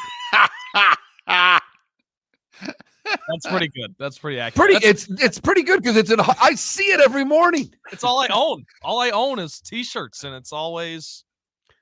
I also have a lot of sleeveless. What are you going to do Sunday? I mean, it's Easter. I know your parents are going to be. I mean, do you have a collared shirt to wear for Easter, or do you just wear a Pistons T-shirt to the dinner? I have a couple collared shirts. They're flamboyant. They're very bright colors, loud patterns. But I'll be wearing a collar. Well, the parents are coming to town. This just in. They don't come to town empty-handed. When parents come to town, they come with cash. Okay, they do. They come loaded, just in case, emergency. And then once the emergency doesn't happen, midway through the trip, do you know what they say? Hey, let's go out and buy you something. You need stuff. So you're still young enough where they'll buy you stuff. So what you're saying is I should get a wardrobe upgrade? Yeah, no, definitely a chance. This is your chance on Saturday. First off, you just say to your mom, I had to admit, I don't have a nice shirt for Easter Sunday. Can we just go out? And she'll be like, absolutely. And then that gets you in the store. And once you're there, it's like being at a buffet. All right. Here's the thing. I don't think Trent wants a new shirt. I think Trent's very comfortable with his Detroit/Michigan State wardrobe. How is he going to get the young lady from Appleton, Wisconsin to swoon over him if he's wearing what he wears on this show? Honestly, Mark. I mean, come on. He doesn't even have a date shirt. What you see is what you get. No. That's no. My goodness, you're going to be not how dating for a works. long, long time, Trent. No, that's not how dating works. Dating is a scam. Okay? You're trying to present yourself in a better light. All right. You're trying to convince her that you're a catch. Okay. Once she gets far enough down the road, she realizes, my goodness, the guy still wears a Dennis Rodman shirt. You're trying to smear lipstick on a pig? Is that what you're telling me? Yes. Okay. And at first, you present yourself so well, you're not a pig. Okay. You get about 1.5 years in it, and then she realizes, holy blank, I am dating Sparky over there. And at that point, they don't want to leave. They don't want to start this all over again. They're like, yeah, I'll deal with the warts. So yes, use mom and dad. They're loaded. They're happy to see you. All right. Get a couple shirts. And here's a crazy idea I know, because it's not like you're going to have to wear them for the next 9 months. Get a pair of pants. Just one pair of pants. Your mom will be thrilled. It's a mom thing. Just trust us. Trust the old guys on the show, okay? Just trust the old guys on the show. A lot of things. I trust you guys on most things, I would say. So let mom go shopping for it. Trust me. She would love to spend $200 in clothes on you. Love it. Your dad wouldn't, but your mom would. My dad just, won't care one way or the other. I'm confused right now because David is right in a lot of ways.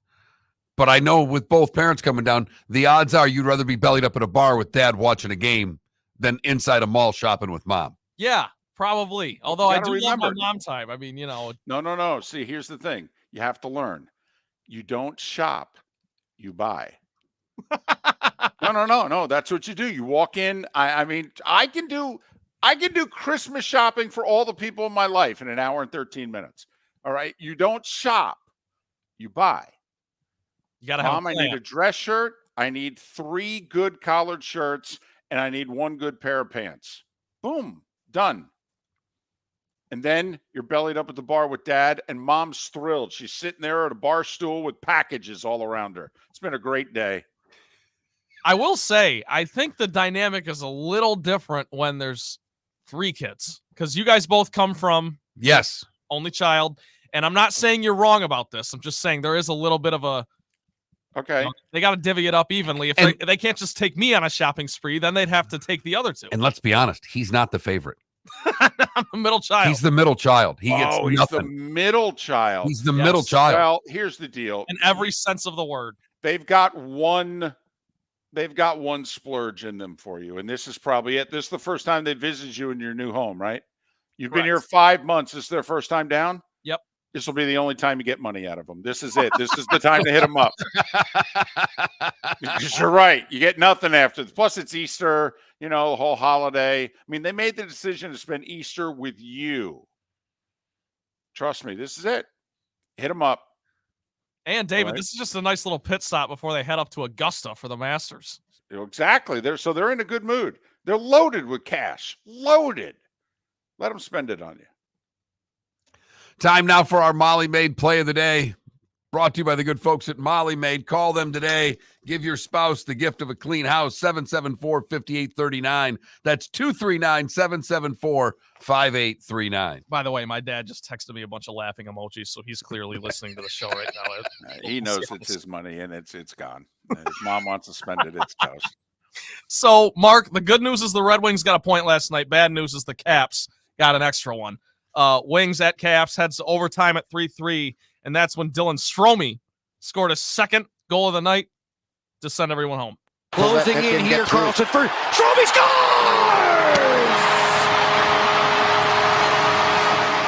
Washington closes the homestand in style with an overtime win.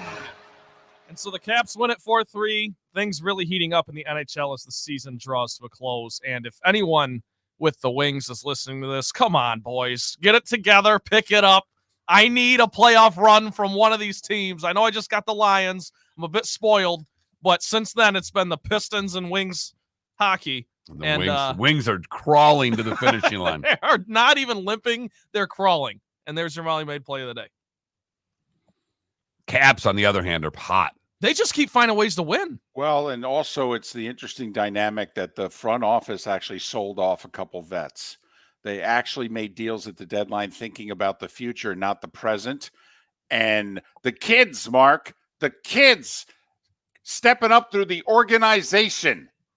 The kids in the organization are getting it done for the boys. That Strome kid last night that scored the game winner, 2 goals in the game. He just set his career high for goals in a season. I mean, they're having career years, the kids are. I think it's 10 of 13 they've won. Yeah, they're red hot. Red hot. Meanwhile, Wings, that was their 7th straight road loss. Tough to make the playoffs that way, guys.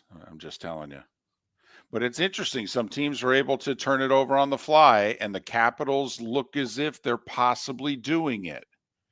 Whereas the Penguins decided to stick with the old guard. The Caps stuck with Ovechkin, but they're trying to change a lot of components around it. Still have TJ Oshie and whatever, but, they're changing some things around it. Penguins stayed old, and it hasn't worked. And now, Crosby's going to enter the final year of his contract next year. Gosh, I can't even picture him anywhere else. I understand, but and the word is he really would rather be shot in the leg than play for any other organization. But if you're 36-year-old Sidney Crosby and you take a look at the landscape, is that franchise going to win anything anytime soon? He won't go to the playoffs for the rest of his career at the rate the Pens are. That everything around him is terrible. And so do you really want to play well, you've played your last meaningful game and you're going to play for 3-4 more years? Miller and Moulton. Seth Everett is going to pull over and talk to us next. The law firm of Michael F. Hornung has successfully represented the citizens of Southwest Florida for over 30 years. As a former prosecutor, the information I know is information you need to know. If you've been arrested for a DUI, a criminal matter, or involved in an auto accident, call the law firm of Michael F. Hornung. I'm a local attorney with local knowledge to assist you through the process. For a free consultation, call 239-437-0095. That's 239-437-0095. Offices in Fort Worth. Located on the East Trail, locally owned Naples Tiki Bar and Grill is an outdoor eatery next to the Hitching Post Shopping Center. Island-inspired food with a true tiki theme. The best place in Naples to enjoy the beautiful weather in Southwest Florida. The Naples Tiki Bar and Grill offers a great menu for dine-in or takeout. Enjoy our famous pulled pork, huge burgers, and tiki bar cocktails. Don't miss happy hour every day from 3 to 6 and live music 7 days a week. See you soon at the Naples Tiki Bar and Grill, 11498 Tamiami Trail East. Visit Jason and Todd at the Diamond District. If you're in love and thinking about a diamond, you'll want to hear from my friends Jason and Todd at the Diamond District. When purchasing a diamond, you deserve a relaxed, stress-free, and educational experience. You want to have a good time and feel comfortable. You want selection, quality, and value. At the Diamond District, you'll get it all. With our team of non-commissioned diamond advisors, no one's in a rush. We care only about you and making sure your needs and wishes are fulfilled. You'll be wowed by our selection of GIA certified diamond, stunning diamond bracelets, earrings, pre-owned Rolex watches, exotic ruby, sapphire, emerald, and tanzanite jewelry. There's something for everyone at the Diamond District, and all at the lowest prices anywhere. Jason and I love what we do and are in the store nearly every day. We look forward to shaking your hand and welcoming you to our Diamond District family. Visit Jason and Todd at the Diamond District. You were listening to Miller and Moulton on the Florida Sports Network.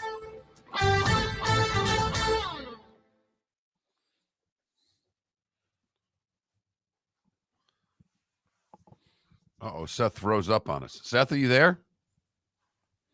No, can't hear him. Can't hear the sound of him driving.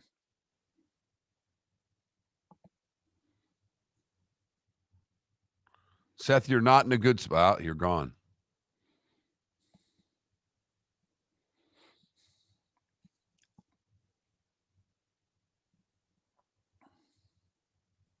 He'll be back.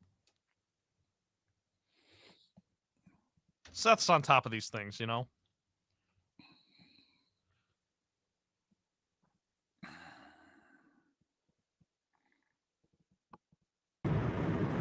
There it is. Hi, Seth. Hi. I was in a bad spot, so I drove somewhere else. So hold on 1 second, and I'll be right with you. I can hear you. I can't see you right now. Well, you know what we look like, so. I do, yeah. Frankly, I've not been impressed. Neither are we. Cut myself shaving this morning, Seth, right before the show. I was bleeding. Oh, profusely. That sucks. All right. How is everybody? Fantastic. Well, hello, laddie. I'm going to do these so I can be heard. And look at that. Now I feel like a real outfit here. Where are you on the road? Where am I? This side. Yeah. Well,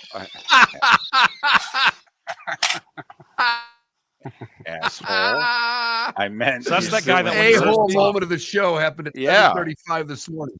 7:35, the a-hole moment of the show. There you go. No, I'm about to get on the highway, but I thought I'd be further down, like at the coffee and bagel place, but I was running a few minutes late. Gotcha. So it's Miller and Moulton, and then a coffee and a bagel, and then on the highway. Yeah, that's pretty much the morning plan. This gives me a little jolt. It's good.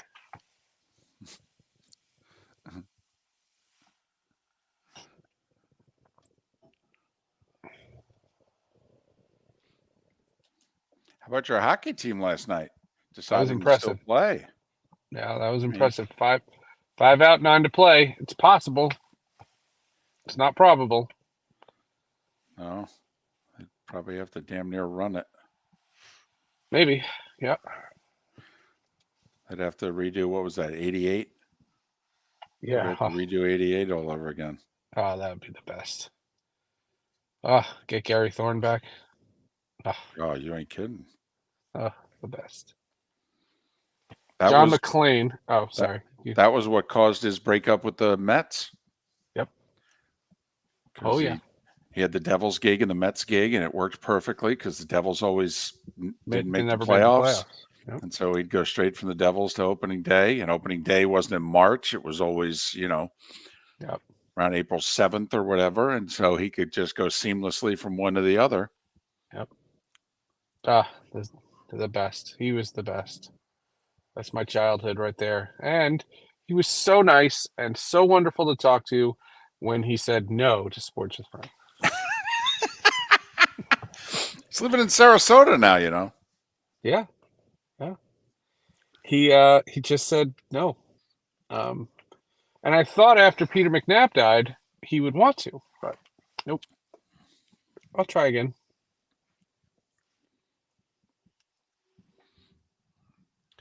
We were lucky enough to have Emmerich come when I was working in the East Coast Hockey League. He came and did one of the league meetings and talked to the broadcasters, and literally one of the nicest people I've ever met.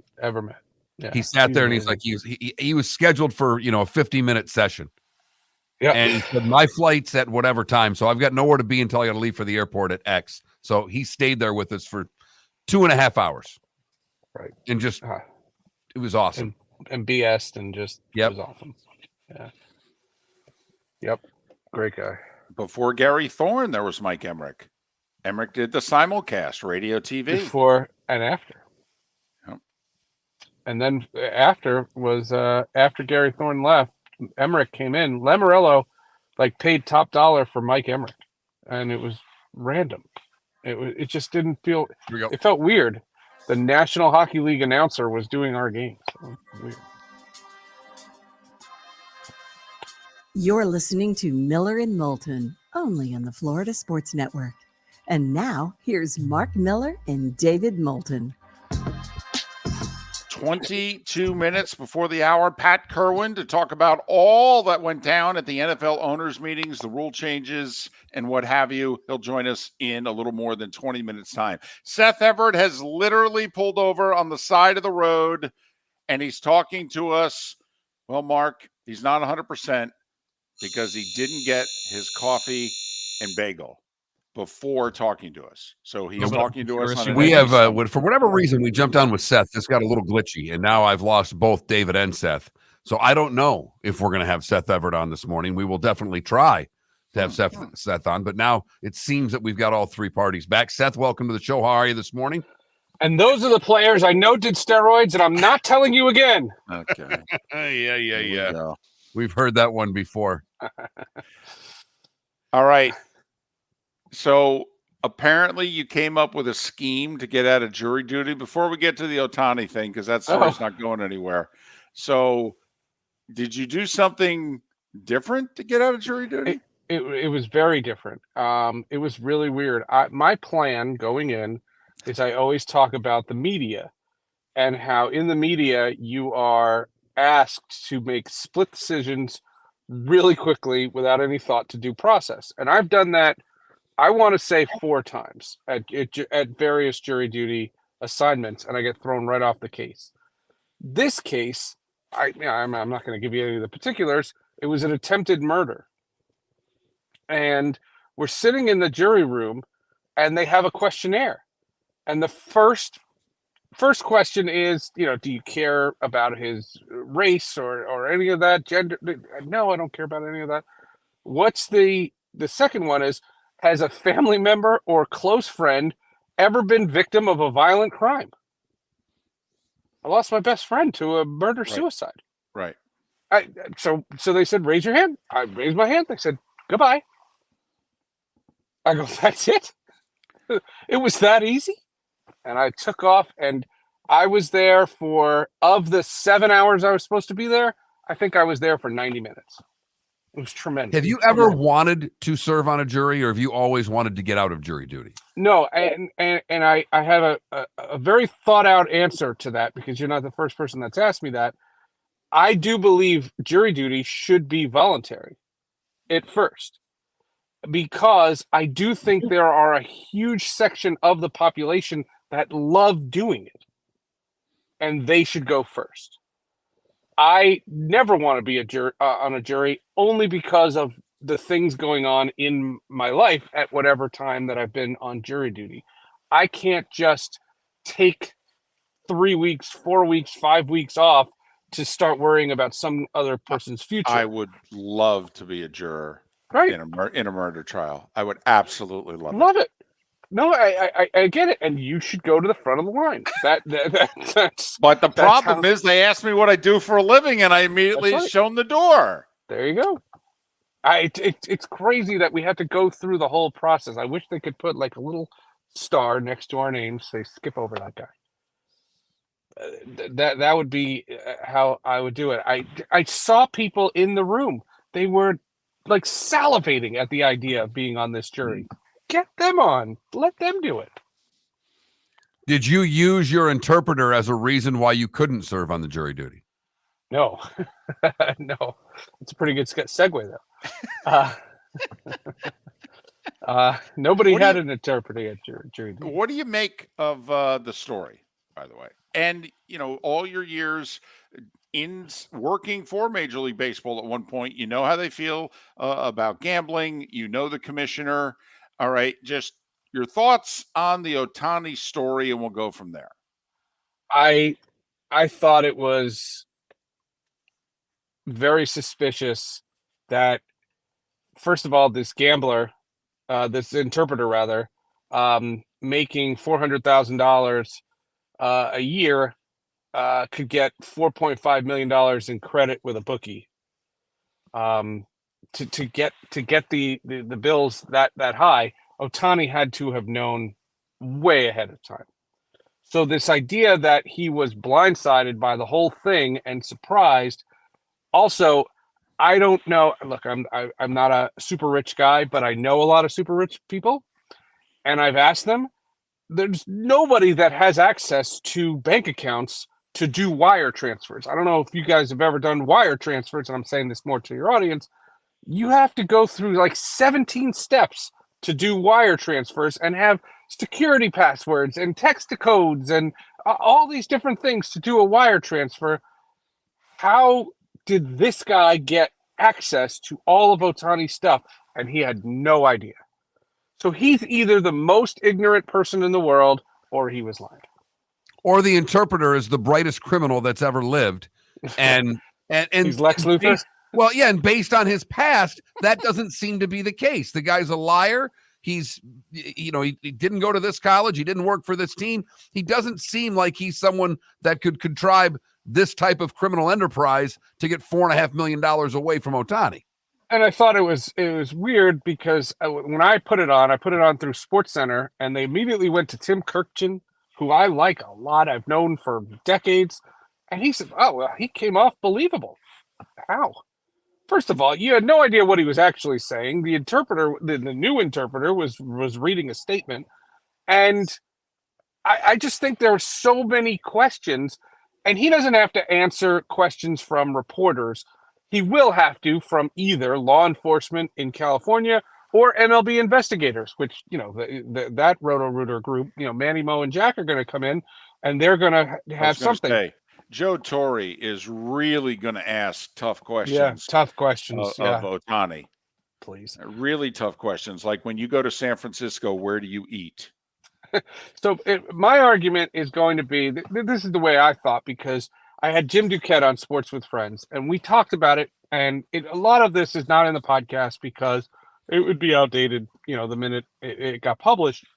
But this argument about him getting 5 games, 10 games, 15 games, that's nonsense. He's either getting a year or nothing. And I couldn't tell you right now this morning whether he would get nothing or a year. They're either throwing a book at him or he's getting off scot-free. If you let's get just Scott, say, let's just say he paid off the guy's gambling debts. That Ohtani, for whatever reason, is lying about that, but that the guy got the credit because he said, I'm Ohtani's guy, and Ohtani paid off his gambling debts. Ohtani didn't do the gambling, okay, but Ohtani found out about it and paid off the guy's gambling debts. If you're Manfred, what do you do? but when did Ohtani know? Like, what I'm saying is before Does the it debts matter? got that, yes. Why? Because if Ohtani gave the translator money to gamble, he's complicit. And at what point was Ohtani's involvement after the bill had been raised to $4.5 million? Or was this a gradual thing? And again, if you think that Ohtani just woke up one morning in Korea and said, wow, this has been happening, that's what's not plausible. But there's a big difference, though, between obviously if he did the gambling, Sure. okay, and now there's if he did the gambling and he has the gambling problem, but he never bet on baseball, he won't be kicked out of the sport. And let's just say, Seth, even if Ohtani did the gambling, you're allowed now in California. You're not allowed to bet on sports, so he would actually face criminal charges. But none of us think that they would ever amount to anything more than a misdemeanor, and he would get probation and pay a fine and all that. Okay, but within Major League Baseball, I mean, Mike Trout can openly talk about betting on the Eagles and bet on the Eagles, and that's not against the rules. That's right. And, baseball has a line that they're walking as the segments that they're breaking all the Ohtani rules down are probably brought to you by FanDuel or DraftKings. Well, DraftKings is the number 3 sponsor of Major League Baseball in terms of revenue. It's hypocritical. I mean, when I was talking to Jim Duquette, we were reminded of a big fight I had when Bud was commissioner, a massive fight, because this was before gambling was legal and before there was any kind of relationship with a DraftKings or anybody like that. MLB used to promote this fantasy show, and I was like, what kind of hypocrites are you? I never understood. This was probably like 2003. And I was working for the league, and they would come out and we'd have to do live reads. Daryl and I would have to do live reads. Make sure you tune in at noon for all your fantasy advice. We'll have fantasy experts and fantasy. And I'm not anti-fantasy. Don't misconstrue that comment. But if you think fantasy is not a form of gambling, you're naive. And it's all gambling. And so baseball has embraced gambling while they say they're anti-gambling. It's hypocritical. All right. Is there a way? Because baseball wants this to go away more than anything else, Seth. This is the number one star of this sport. If there's any way for this to go away, they're going to try to get it done. But now that the feds are involved, I don't think they can just sweep this under the rug, can they? No, and there's wonderful journalists who are going to track this. And so it's going to continue to be a thing. You cannot, you did not pacify the masses with that press conference. This wasn't a Alex Rodriguez come to Jesus moment. That remember when all the steroids were and he came in and all his teammates were in the background. Yeah. Well, they were forced to. I mean, the cashman basically said, "Go to the room, or I'll cut you." All right. Yep. We're running out of time, and I want you to be able to plug Sports with Friends and Hall of Justice. But there's a story that has yet to fully be picked up. But the word now is that ESPN is thinking, we might be done with Major League Baseball. When our contract runs out in a couple of years here, you know what? We're done. If Major League Baseball were to lose ESPN, how big of a deal is it? Or in this day and age, would it not matter at all? No, it matters. It matters a lot, considering the idea that ESPN claims to have a finite budget and, the costs of the NBA rights and all these different conference rights and all these things. They're not dropping the A10 to carry baseball games. They don't even like baseball. The idea that ESPN is a major venue for them and a major revenue driver. This is all on the heels of everything going on with the RSNs. And, baseball does not have solid footing when it comes to television.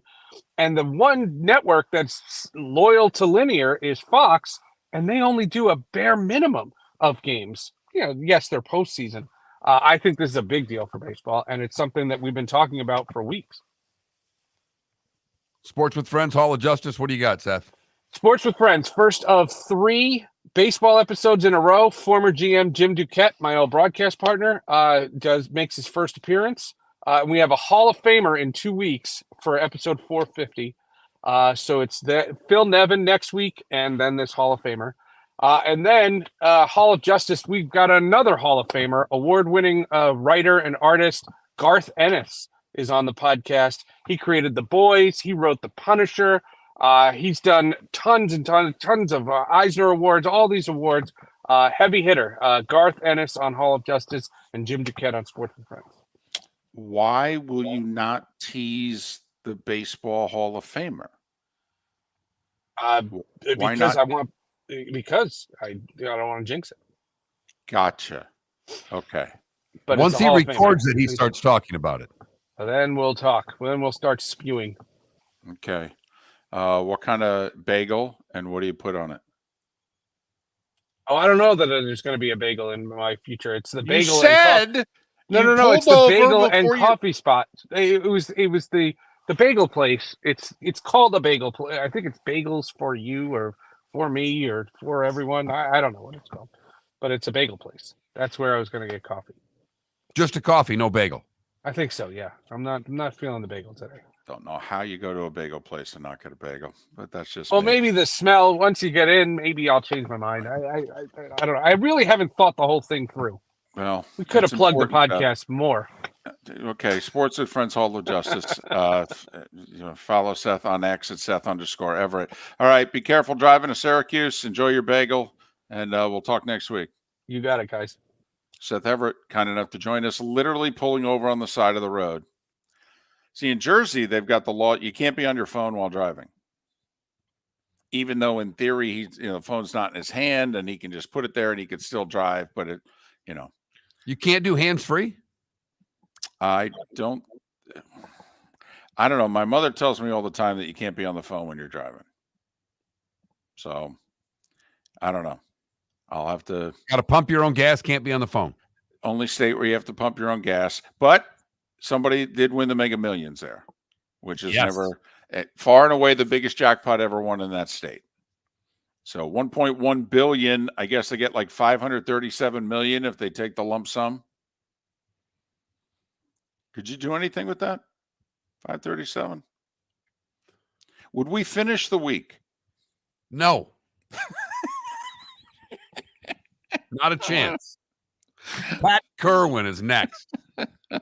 Visit Jason and Todd at the Diamond District.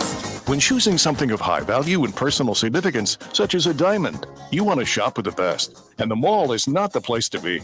Here are my friends, Jason and Todd with the Diamond District. Take a stroll in the mall, hop into a few toy stores, and you'll soon discover you're in the wrong place. Rings begin to look all alike. You're not finding GIA certified diamonds. You quickly realize you know more than a salesperson helping you, and all the same financing gets pushed on you. Visit Jason and me, and you'll find America's top bridal designers dealing exclusively with the Diamond District. You'll find the largest selection of GIA certified diamonds, all priced 8 to 10% over cost. You'll find educated sales consultants who have many years' experience and are not paid commissions. And you'll find Todd and me in the store nearly every day, wanting to shake your hand and welcome you to our Diamond District family. Visit Jason and Todd at the Diamond District. Mark Miller for Molly Maid. Why Molly Maid, you ask? Trust. Moulton was a customer for 15 years. Affordability.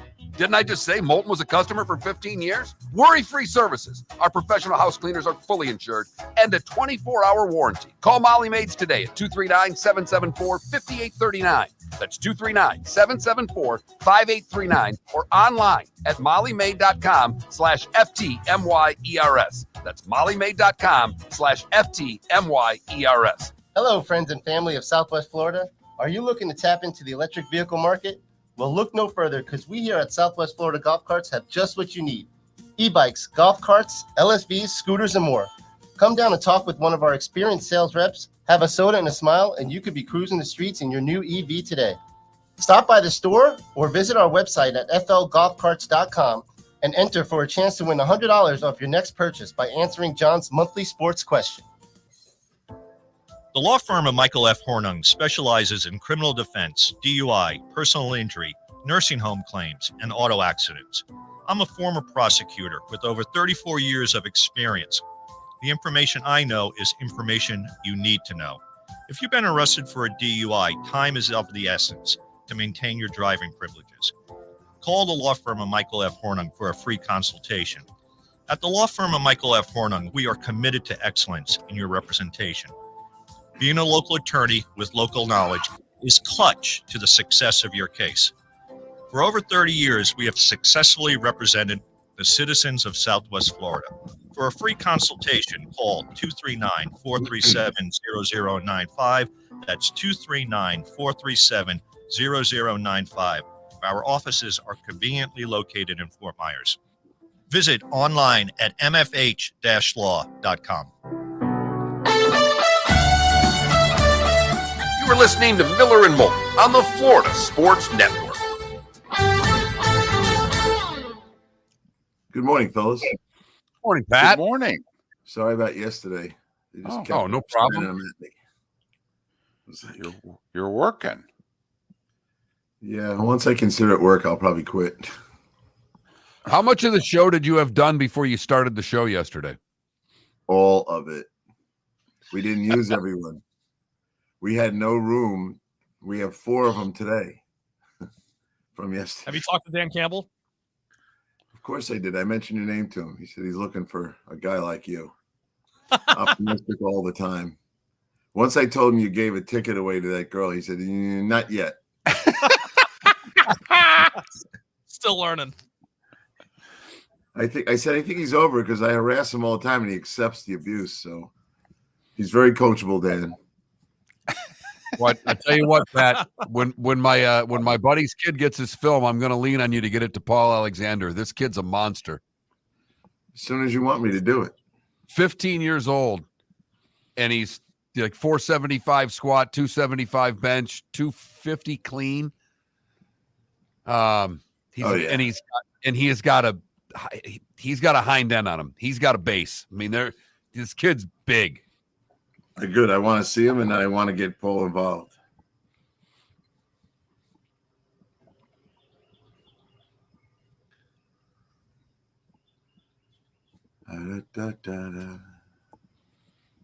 You back in West Bay? Yes. Got back around midnight. It was brutal traffic. You know what? It's spring break, and the Disney traffic alone. I could, people driving towards Tampa, and I couldn't get off I-4. I would try to get on to 17 and all that back way, but the exit ramp off 4 for everyone who thought that was a good idea was about 6 miles long. Oh.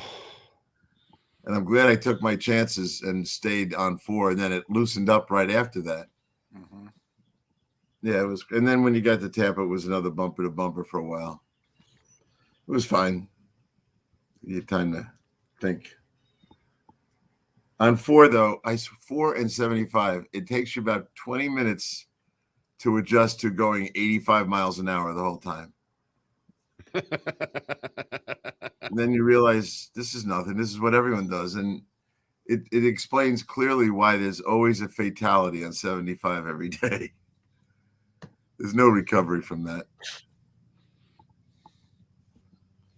Yeah. It was interesting meetings. We interviewed 21 coaches, GMs, and owners. It was chock full of stuff. Hey, man. They did stuff and people talked. I thought, they could have another one if they'd like. Let's go. They can, except, I love it. They know when they're going to do something bad. They love to just drop it in as they got their jackets on, the cars are running. Hey, we're playing on Christmas. Playing twice on Christmas. Did I mention 2 games on Christmas? See ya. I used to work for Hans Schroeder, and Hans is full of crap, but he's the guy who said, we'll never play on a Wednesday. Then the numbers came in at 28 million average, and we're playing on Wednesday. Yeah. Hans. Funny how that works. Yeah. Hans only cares about making money, which is why they hire him. He's the guy that once told me, you know, you don't work very hard, Pat. I go, Hans, you play golf? He goes, yeah. He said, I used to play golf, but I work every day. I know you don't.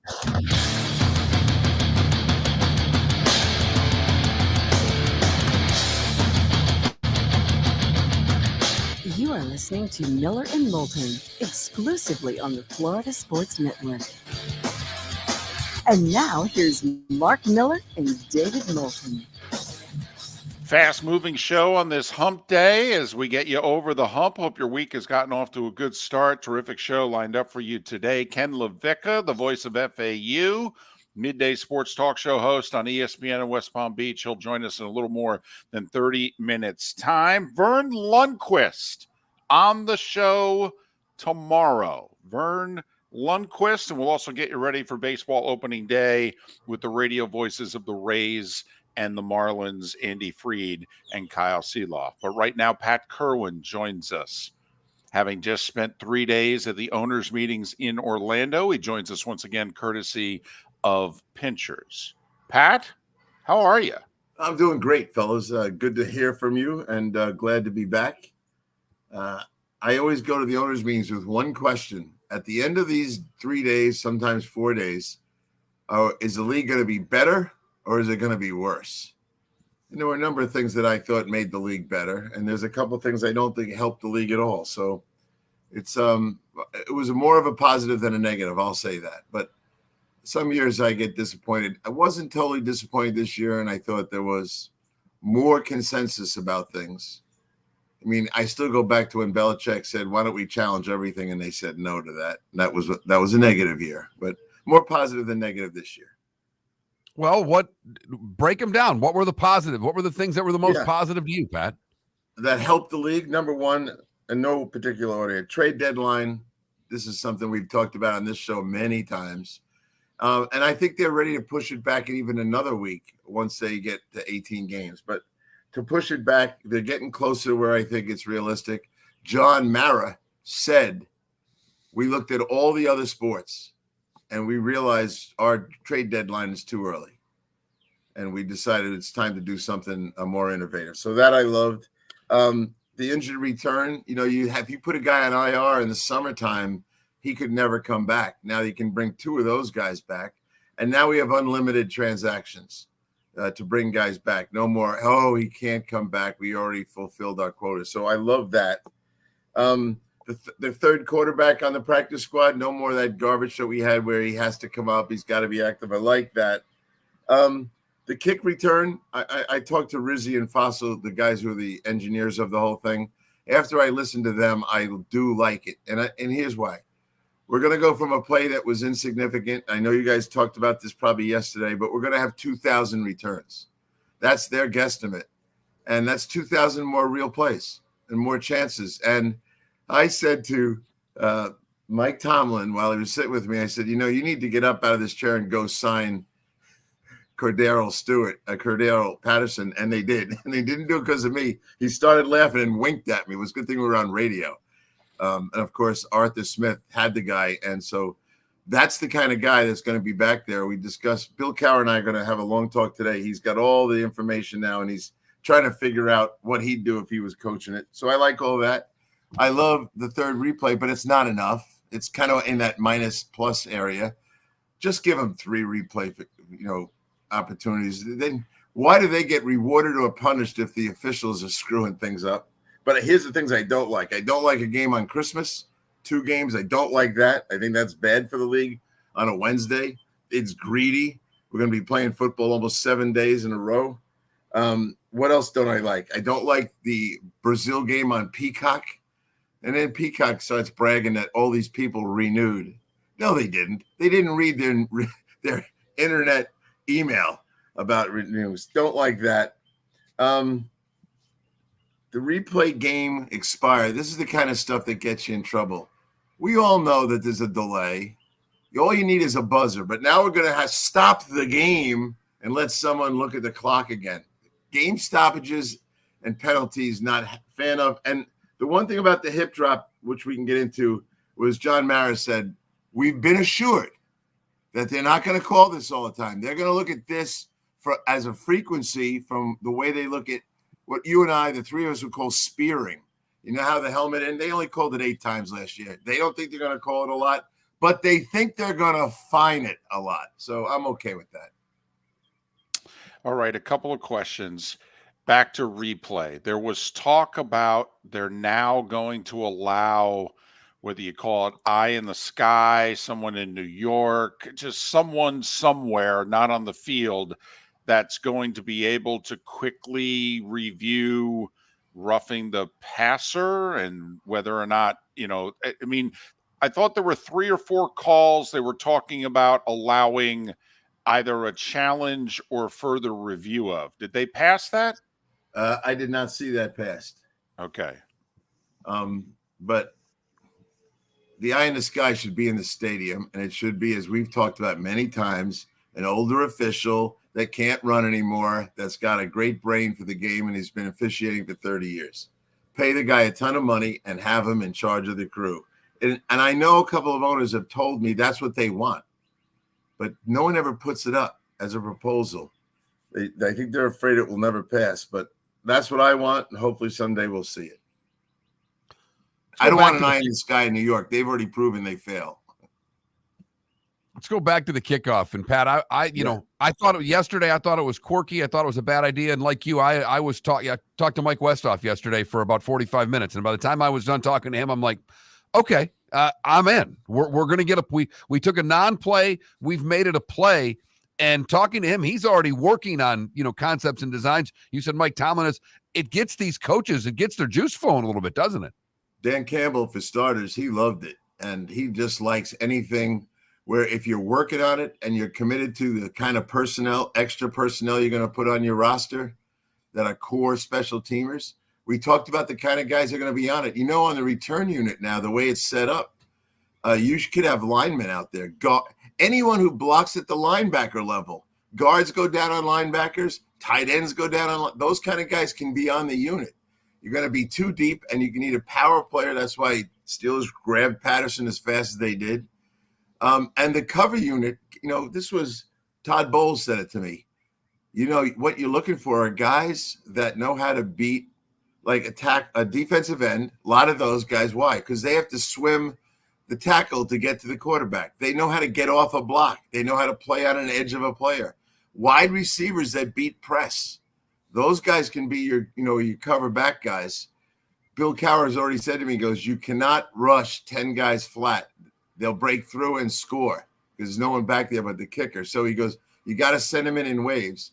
One of the things I said wasn't to Tomlin. Who did I say it to? It might have been Dan. I said, first off, without even looking at it, I'm going to kick into the corner, and I'm going to tell my front, we're kicking right corner, slant right. We're just going to bring that whole front right to the right corner, pin him in, and not let him out and try to get tackles. Right away, someone said, well, they'll throw it to the other returner. I go ahead and do that. We'll intercept that one. He's the backside guy of a slant is going to he's going to mark that guy. So they're already talking about 100 different ways they're going to have returns, which is what we're going to like. And they admitted, Rizzi and our friend Johnny Fossil said, yeah, the icing on the cake was no returns from the 13 in the Super Bowl, and that was the end of it. And Roger basically said, fix it. And they had already been working on it. He's Pat Kirwan. All right. NFL Radio's Moving the Chains, which is weekdays 3 to 7. He's also part of CBS's NFL Today show. Pat joining us once again, courtesy of Pinchers. Pinchers, Tampa to Key West, all points in between. Pinchers, where you can't fake fresh. All right. Let's talk about who's going to play on Christmas. We came up with the Saturday before Christmas, we believe, looking at the calendar, is the first Saturday that the NFL starts putting games on Saturday. And so we think, and usually they play a triple header. So we think 4 of those 6 teams are then going to play on Wednesday, because that would be the equivalent of playing on a Sunday and playing Thursday night football. But Pat, if you think about it, that means that those 4 teams are going to play 3 games in 11 days.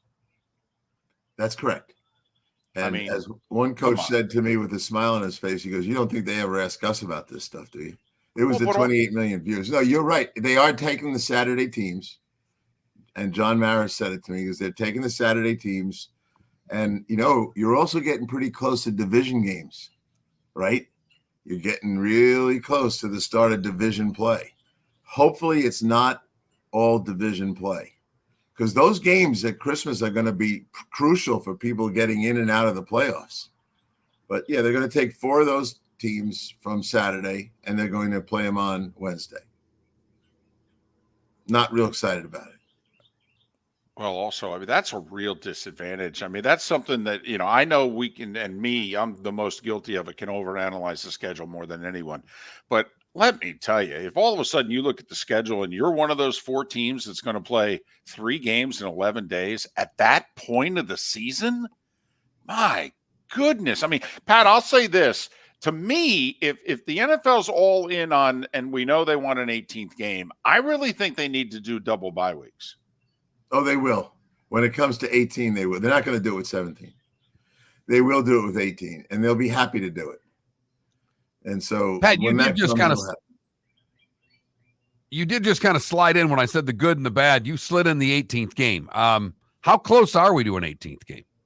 Good. We're very close. What drives them? Why are we playing on Christmas? Money. Because of the attendance, and we're destroying the NBA for all you. You might as well cancel your conversations with NBA guys. They took a heavy blow yesterday, Christmas Day. They thought it was a one-timer. It's not. It's gonna happen more often. But yeah, I think the league understands. But the negotiating point for the union, if they were smart, I'm not sure they are, would be expanded rosters. And not letting the league say, okay, we'll add 2 guys to the roster. No, we want 5 roster spots. We want to go to 58 guys. And now when all these games come bumping up here, and we want on game day, they should be asking for a lot of things, like, active game day roster stuff. Because remember, when those guys are not playing, we all sit here and go, you're paying them, you ought to play them. They're also not working towards their incentives. They're not. A guy needs 2 more sacks and he's not on the active roster late. So I think there's a lot of reasons, but they'll get to 18 pretty soon. We have too many vendors now. You got too many places that want to broadcast and pay the league tons of money. 10 seconds. Why'd they go with Peacock? I mean, was that strictly cash? Yeah. I don't know. Or a half a second, whichever one you need, Pat. Right. 10 seconds or a half a second, whichever you need. It's Pat Kirwan, NFL Radio. 9 seconds. You got something else? No, we'll just promote you if that's okay. NFL Radio's moving the chain. CBS's NFL Today show. More with Pat Kirwan. 10-second answers or less coming up. Hello, friends and family of Southwest Florida. Are you looking to tap into the electric vehicle market? Well, look no further, because we here at Southwest Golf Carts have just what you need. E-bikes, golf carts, LSVs, scooters, and more. Come down and talk with one of our experienced sales reps, have a soda and a smile, and you could be cruising the streets in your new EV today. Stop by the store or visit our website at flgolfcarts.com and enter for a chance to win $100 off your next purchase by answering John's monthly sports question. Mark Miller for Molly Maid. Why Molly Maid, you ask? Trust. Moulton was a customer for 15 years. Affordability. Didn't I just say Moulton was a customer for 15 years? Worry-free services. Our professional house cleaners are fully insured and a 24-hour warranty. Call Molly Maids today at 239-774-5839.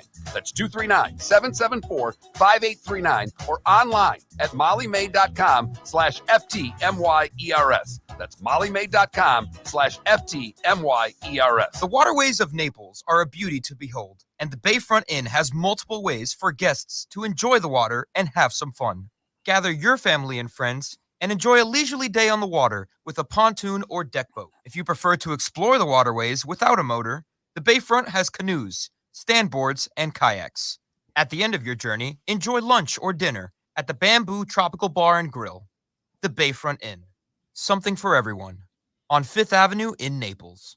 Located on the East Trail, locally owned Naples Tiki Bar and Grill is an outdoor eatery next to the Hitching Post Shopping Center. Island-inspired food with a true tiki theme. The best place in Naples to enjoy the beautiful weather in Southwest Florida. The Naples Tiki Bar and Grill offers a great menu for dine-in or takeout. Enjoy our famous pulled pork, huge burgers, and tiki bar cocktails. Don't miss happy hour every day from 3 to 6 and live music 7 days a week. See you soon at the Naples Tiki Bar and Grill, 11498 Tamiami Trail East. You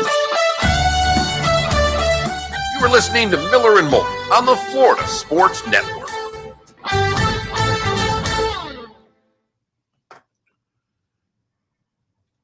I don't know, David, when you say you got 10 seconds and then you use 5 of it for the question. No. You still have 10 seconds. No, I know what I'm doing. All right. Pat, one of the best moments ever in the 5 months I've been here was when David asked you, it was when the Chiefs were playing the Packers. And he was like, do you give the Packers any chance against the Chiefs? 10 seconds. And you were like, no, ask me something else. Let's not waste this time. Yeah, you got 8 seconds left. Well, there's no reason to go 8 variations of no. Just say no and move on. You know who I like? I did so many coaches the other day, and I'm as we know, and I'm a big fan of Dan Campbell, and we had some laughs together. The guy who impressed me, and I can read out every guy I talk to. It's ridiculous. The guy who impressed me that was so, in my opinion, right for the NFL was Antonio Pierce. I could not – his presence, his style, his ability to deliver a message in 5 seconds that really hits home for players was him. I thought this is an understated guy as a coach. He was the leader of just about all the defenses he was on. And I can see why. He's quick on his feet. He's really committed to his philosophy. He doesn't waver from it. And he kind of pares it down as simple. So I can see a room full of 22-year-olds getting the message loud and clear, understanding it, and being too afraid to disappoint or disobey. Now they just need a quarterback. They do. He was pretty funny talking about Minshew, though. I said, I got to be honest with you. I know Minshew. I know you enough to say this. This is the odd couple. The two of you could be something. I think you need to go to Florida when he drives in his Winnebago for the season. You need to ride with him just to get to know the guy. He goes, I'd go about 2 exits with that dude.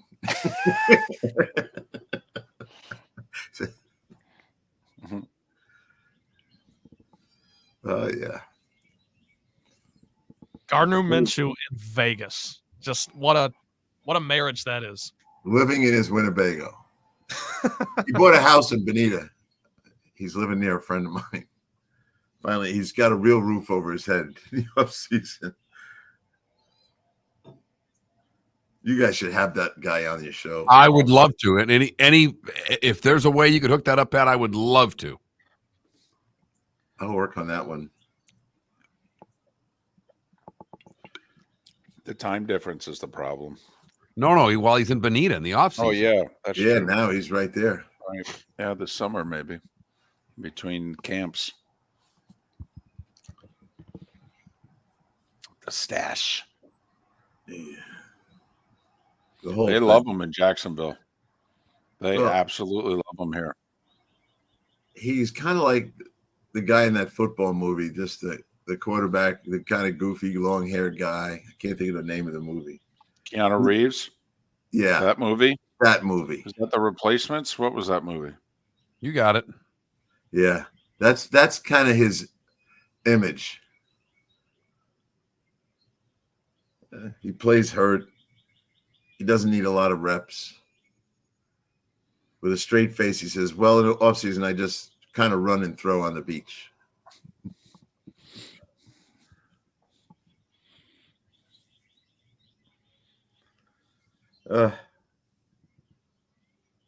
John Mara. John, how do you feel about games on Christmas? He goes, well, we played in Philadelphia last year on Christmas. He goes, with a smile on his face, he goes, they didn't really have the Christmas spirit when we got there in the parking lot. He goes, then they kicked the crap out of us.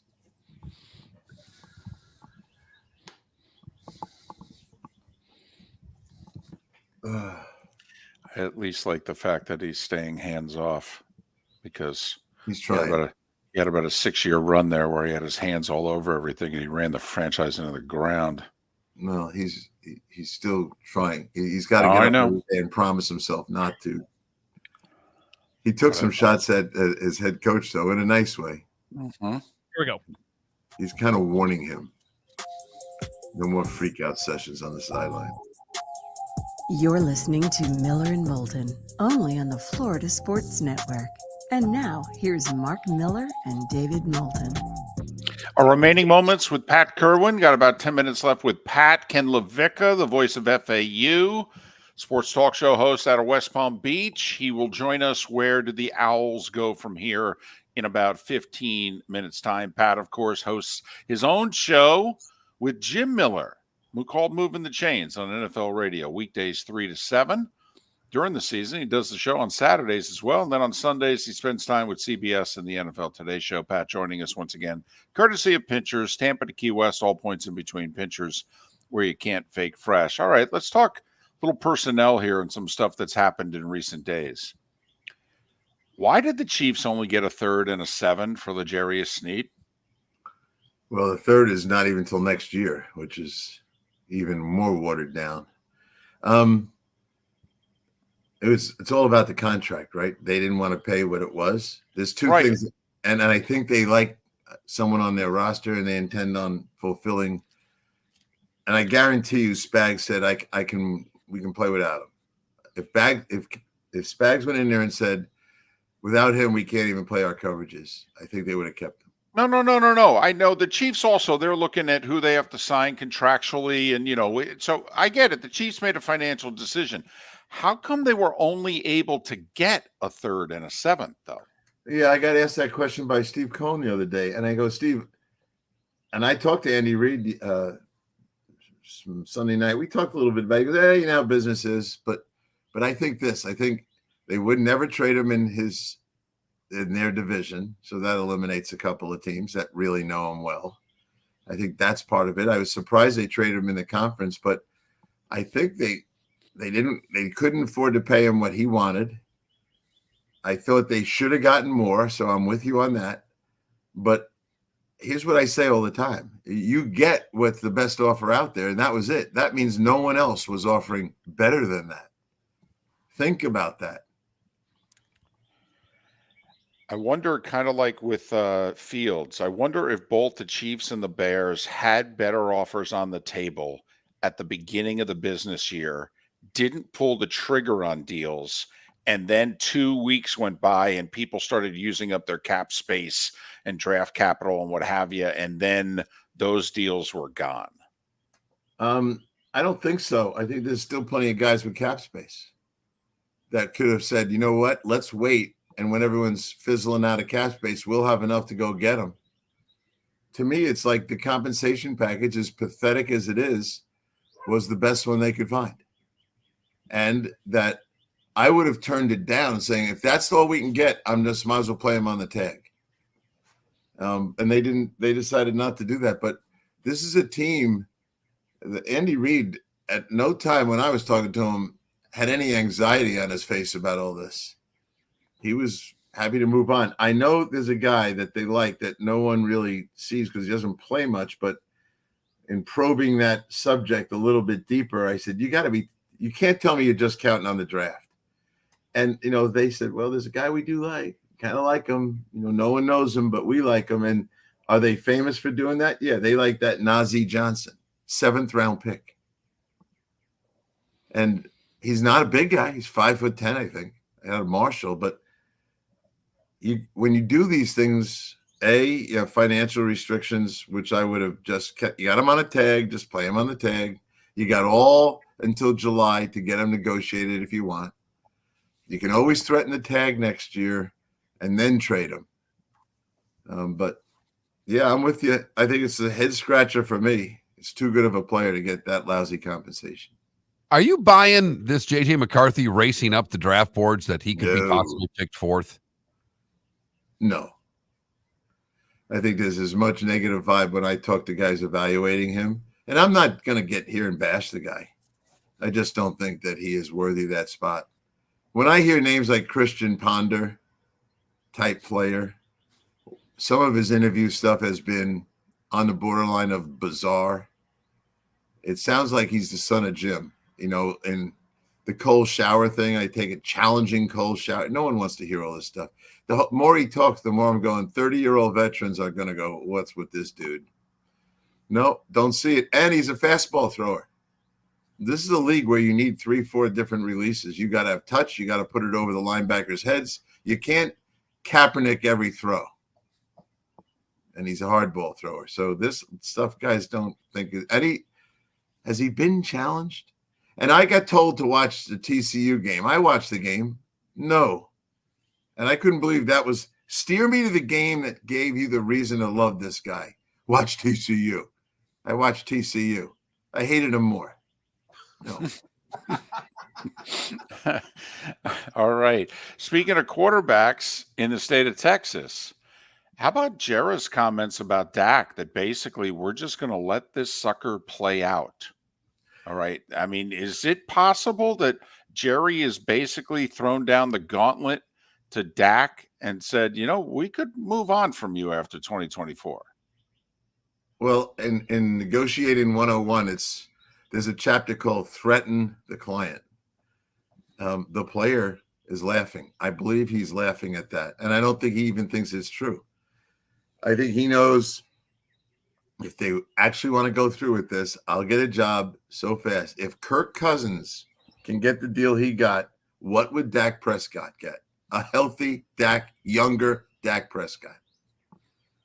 Kirk Cousins hasn't done anything that says he's better than Dak Prescott. So there's going to be another Atlanta Falcon team out there next year. And if they want to set him free and take the big smash in the face for cap space destruction, I think Dak knows. Jerry's just frustrated that I can't get a deal done. So he's threatening him, but he's not threatening him in a bad way. Everybody knows he likes Dak, but Dak is not going to jump up and give him a deal. He's not going to, because he saw the Kirk Cousins deal. We can figure out where he'd go. He's not a bad player. So you think that Dallas and Dak will get something done before the start of the season, or no? I think Jerry will succumb to whatever it is to get Dak done. Because Jerry, as I say this on the show about once a year, I had an owner in his age bracket. They know what it means to start over. Now, they haven't gone anywhere for 28 years, but if you start over with a rookie quarterback, and I don't think the draft's very good next year, and I love saying that because no one knows. I don't know. But if Deion's kid's the top quarterback, I would not be getting rid of Dak. It is interesting, though, because his cap hit this year is around 59. Right. And so in theory, even if they, re-signed him next year, his cap hit wouldn't be as much next year. So it's interesting that Jerry's, going this route. I mean, they've done nothing in free agency. They didn't negotiate Dak's deal down so they could do more things in free agency. They're not even picking up, like the Tre'Davious White who signed yesterday, 1 year, $8.5 million. They're not even picking up those kind of guys on the back end of free agency. I mean, and Jerry's talking like, we're thrilled with where we are. I mean, is he in La La Land? I think so.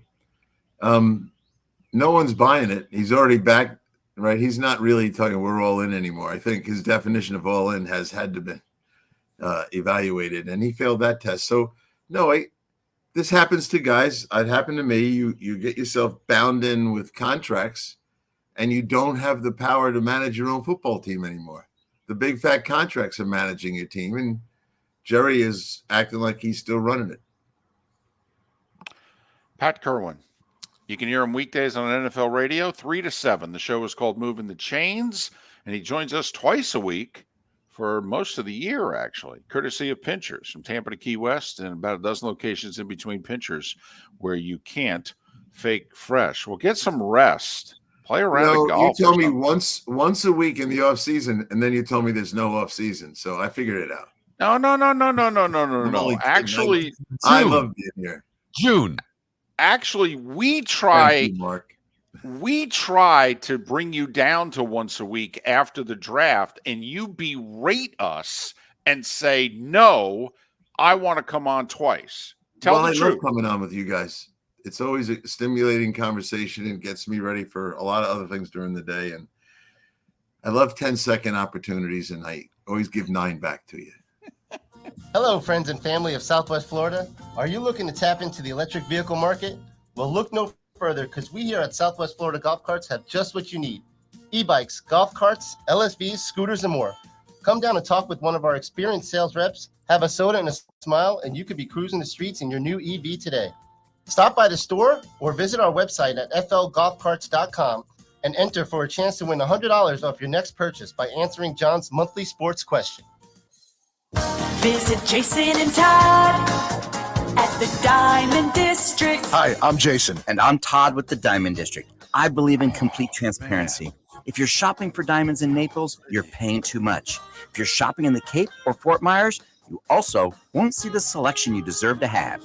If you're online, there's no human connection, and you won't know if your diamond is beautiful or not until it shows up in the mail. Just because it's GIA certified doesn't mean it's brilliant. There's so much more to a diamond than its cut, color, and clarity that makes it beautiful. Visit us at the Diamond District for a non-commissioned and educational presentation and quit paying more in Naples or buying blind from the internet. The Diamond District has the rarest diamonds from 1/2 carat to 10 carats. You won't find a bigger selection or better value. And you won't find a better buying experience. Jason and I are in the store nearly every day, and we look forward to shaking your hand and welcoming you to our Diamond District family. At the Diamond District. Mark Miller for Molly Maid. Why Molly Maid, you ask? Trust. Moulton was a customer for 15 years. Affordability. Didn't I just say Moulton was a customer for 15 years? Worry-free services. Our professional house cleaners are fully insured and a 24-hour warranty. Call Molly Maids today at 239-774-5839. That's 239-774-5839 or online at mollymaid.com/FTMYERS. That's mollymaid.com/FTMYERS.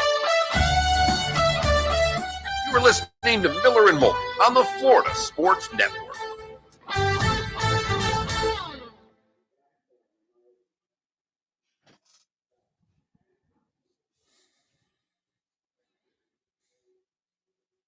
Pat is awesome.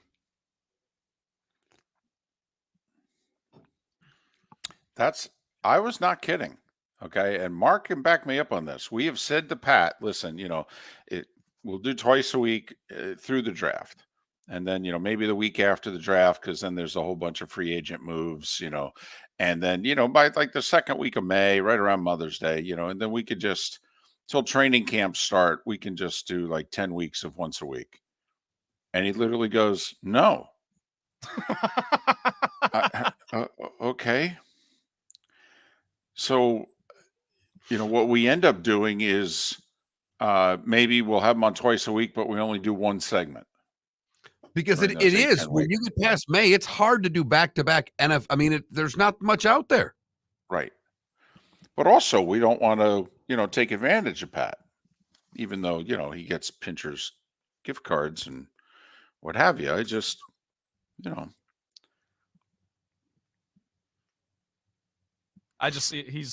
he always is great. It's funny, Pat did say the same thing Westhoff did yesterday. He goes, hey, I'm going to start paying attention to those 5th and 6th round picks now. These are the guys that are, and he started talking about guys on the special team. So they're all thinking that it changes the roster a little bit. Right. You haven't had the draft third day guys to cover kicks lately because there's not many kicks to cover. Right. Plus the punters are better than they've ever been before. They're punting it deeper and people are going for it more, so they're punting less. I mean, there's just less kicks to cover. Well, and that's just, in camp, that's a whole new thing to assess now. In camp and preseason, you got to get certain guys reps and then roll with. Looks like in season, by the way, they're going to go with the Hard Knocks of a division. All 4 the Right. teams, apparently, yes. Which one would you want? NFC East? AFC North. AFC North. Oh, that would be great. You're right. That's a good call. You beat me to it, David. But I was just thinking Cowboys, Eagles, whatever. Yeah, but dumpster fire, dumpster fire. Yeah, but that's entertaining. It depends. Not what you want. mid-season. Yeah, I get it. I get what you're saying. I'd rather have 4 teams that are all fighting for playoff spots, and the AFC North would seem to be the best division to get that. Yeah, you're right. Russ and Justin Fields. Well, by that point, NFC North would also be interesting. Yeah, rookie Caleb Williams. And then the Vikings hoping to bounce back. And so if you make the playoffs, they can't put you on Hard Knocks, right? Correct. The next year. And a new coach, you can't go on Hard Knocks. Correct. Who's the criteria for this year then? Who's left, I wonder? Well, let me tell you, and there's only like 4 teams. The Giants are, I think, on it. The Bears, they should get it. By the way, I also loved Pat's comment about JJ McCarthy. This guy's taking cold showers and talking about it. The Pats are going to look at you like, what's up with this guy?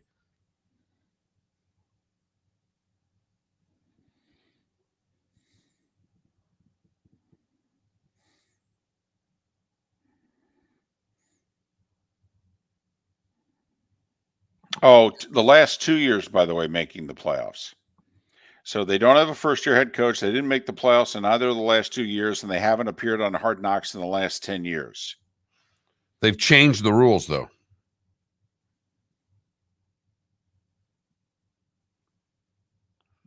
So Chicago, Denver, and New Orleans are the 3 teams that qualify for Hard Knocks. But I'm reading they changed the rules. When? Well, there's a story on CBS that was put out 19. NFL owners approved drastic changes to Hard Knocks. 5 teams could be featured each season.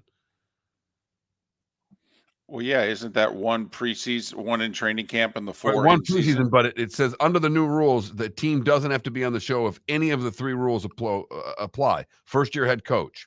They participated in the in-season show during the upcoming year or the following season. They've appeared on Hard Knocks in the past 8 years. It was 10. Now they did it to 8. Gotcha. Who did you have as the 3? Yeah, wow. Amazon, here we go.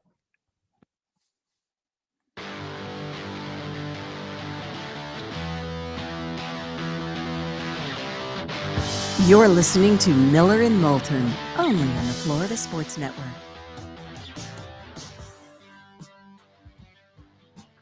"22 minutes until we reach the top of the hour, and then we're done along the network.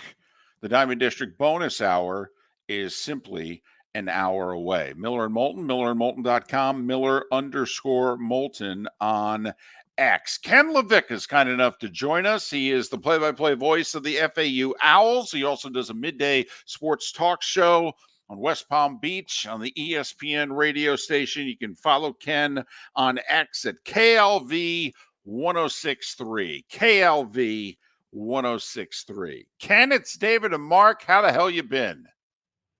Gentlemen, it is great to speak with you. Glad that you gave me the call. Always good to chat with you guys.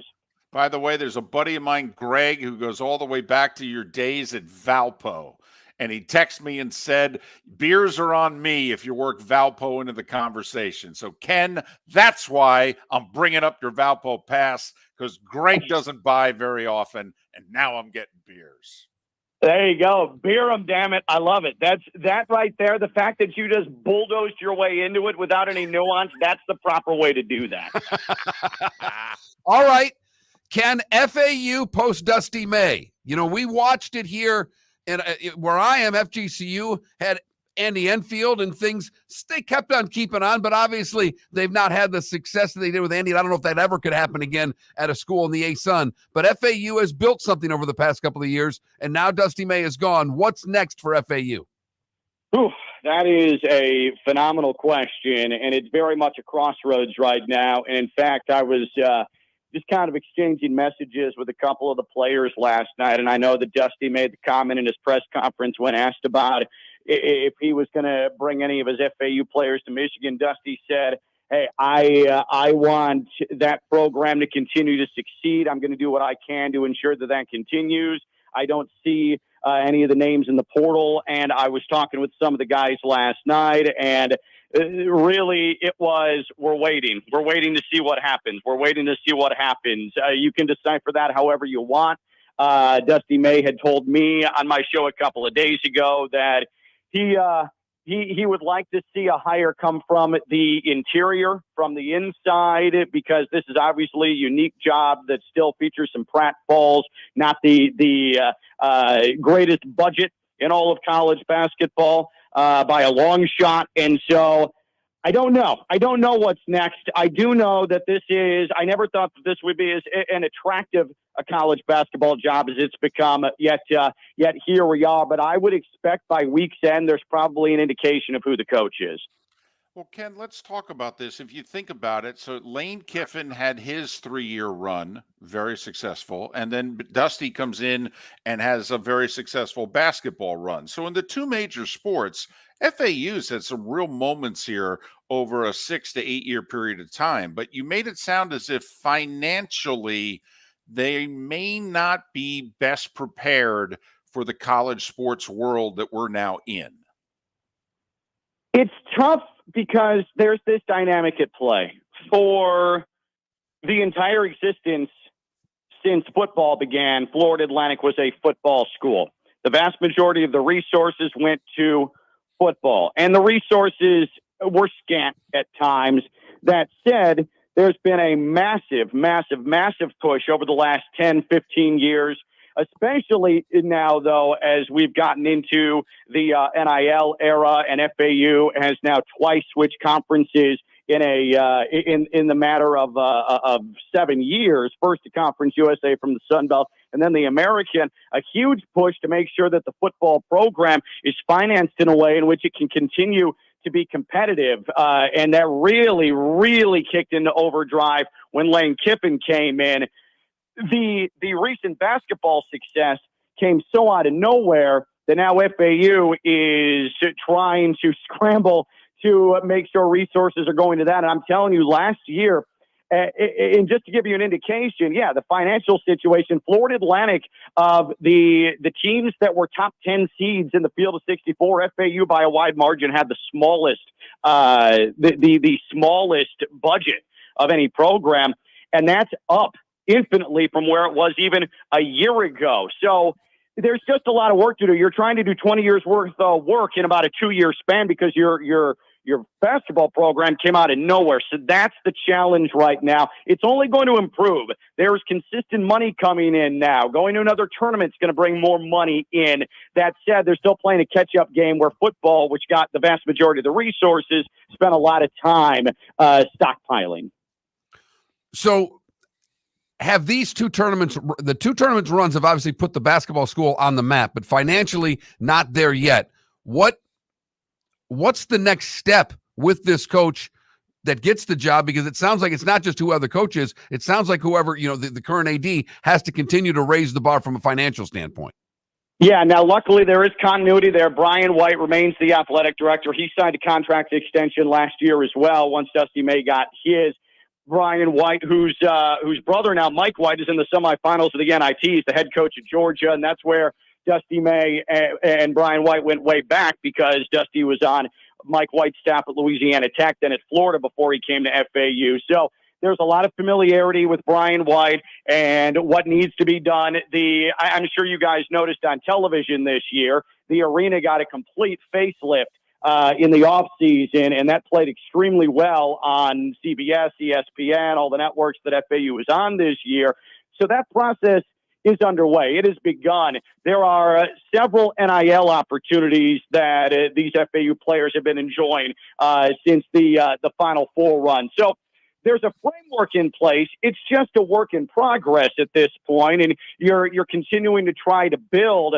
If you're Brian White, I'm sure you're looking at somebody who already maybe has a relationship with the players, or you know who's going to come in and be able to immediately make connections with these players. Because if you look at this roster, if FAU is able to keep the players who are eligible to come back next year, Nellie Davis, Player of the Year in the American, Elijah Martin, co-preseason Player of the Year in the league, Vlad Golden, who in my mind is maybe the most improved big in all of college basketball. All these guys can come back next year. There's no reason why FAU can't compete for a conference championship again and maybe, just maybe, compete for an at-large bid. But you need someone who can come in and say, all right, let's go ahead, take a deep breath. Dusty's not here any longer, but we have the core. Let's go win some more basketball games. That's really the short-term key right now. Ken LaVicka, the voice of the FAU Owls. He also does middays on ESPN 106.3 in West Palm Beach. And, well, he works it into his X handle. KLV 106.3. KLV 106.3 is how you can follow Ken LaVicka. All right, let's talk a little tournament. You know, I know you're getting ready for a broadcast and what have you, and I don't know if you really, saw much of UConn. But your thoughts as to the Sweet 16, and you think anybody's got anything for the Huskies? I have a hard time believing this thing can steamroll through 2 consecutive tournaments the way it has. It almost defies belief in this modern era of college basketball that one team can be so imminently dominant and inevitable. But, man, you watch them, and they are absolutely ridiculous. They have the size, they have the shooting, they have the defense. They're able to stick with you man-to-man at all times. If they run into little seams of trouble, they'll switch to zone and snuff you out and overwhelm you. I do think a team will be able to have an answer for them. That team is not going to be San Diego State. I do think that UConn's probably going to go to the Final Four, but a team that I find myself going back to just because I saw them up close and I saw them at the peak of their powers, what they can do when everything is clicking. And now you see they're the number 1 offense in the nation, according to Ken Pom, and that's Illinois. I think that there's something there with Illinois. If they can string together any semblance of a defensive effort in the next 4 games for them, I think Illinois is a real interesting option in discussion about a team that can make a run and put themselves in a position. Now, obviously, that would then keep UConn out of the Final Four. So I don't know. Guys, there's something about Illinois, the way they score, Damask and Shannon, and how they get to the rim, their length. There's something there with Illinois. I'm really, really interested in seeing them, though they play their Sweet 16 game at 10:10 Eastern time, so I may have to catch up with what they did over the weekend.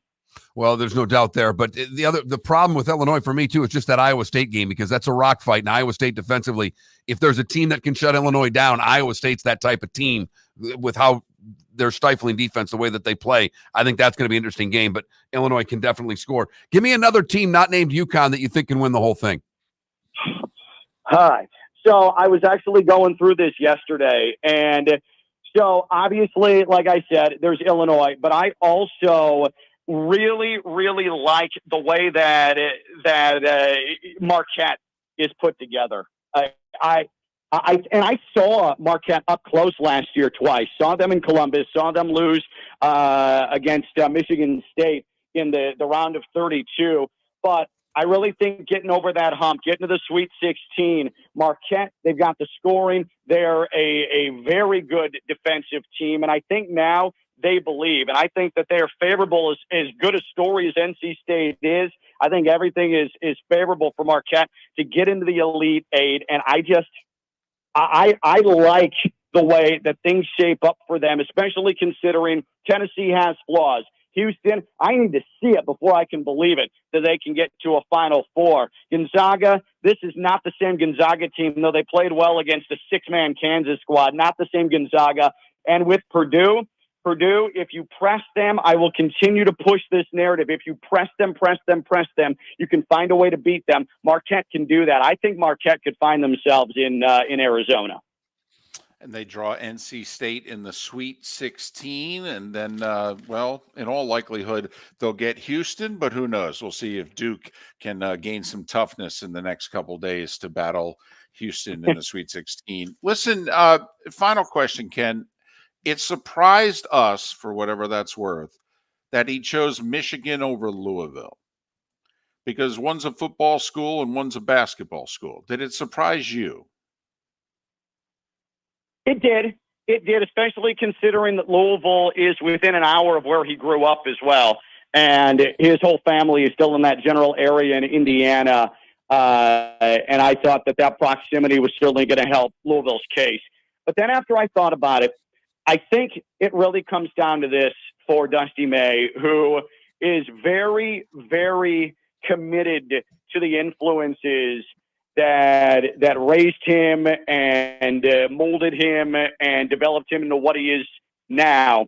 You can take the boy out of the Big Ten, but you can't take the Big Ten out of the boy. When he was growing up in Indiana, worshiping Hoosier basketball, at the peak of his young sports fandom, which I think for any human being is the most intense part of their life, when they're 8, 9, 10 years old, checking box scores back in the day like we used to when that was a thing. The Fab Five was at Michigan. There's that brand, there's the allure, there's still the mysticism around it. He did spend some time there. He lived in Ann Arbor when he coached for a season as an assistant at Eastern Michigan. But I truly think that this timing for him to get into the Big Ten at a program that has the resources, that's going to spend the money in an area he's relatively comfortable, but in a conference that he loves, I think that ultimately is why he went. And after I thought about it a little bit more, I thought that made a little bit more sense to me than Louisville.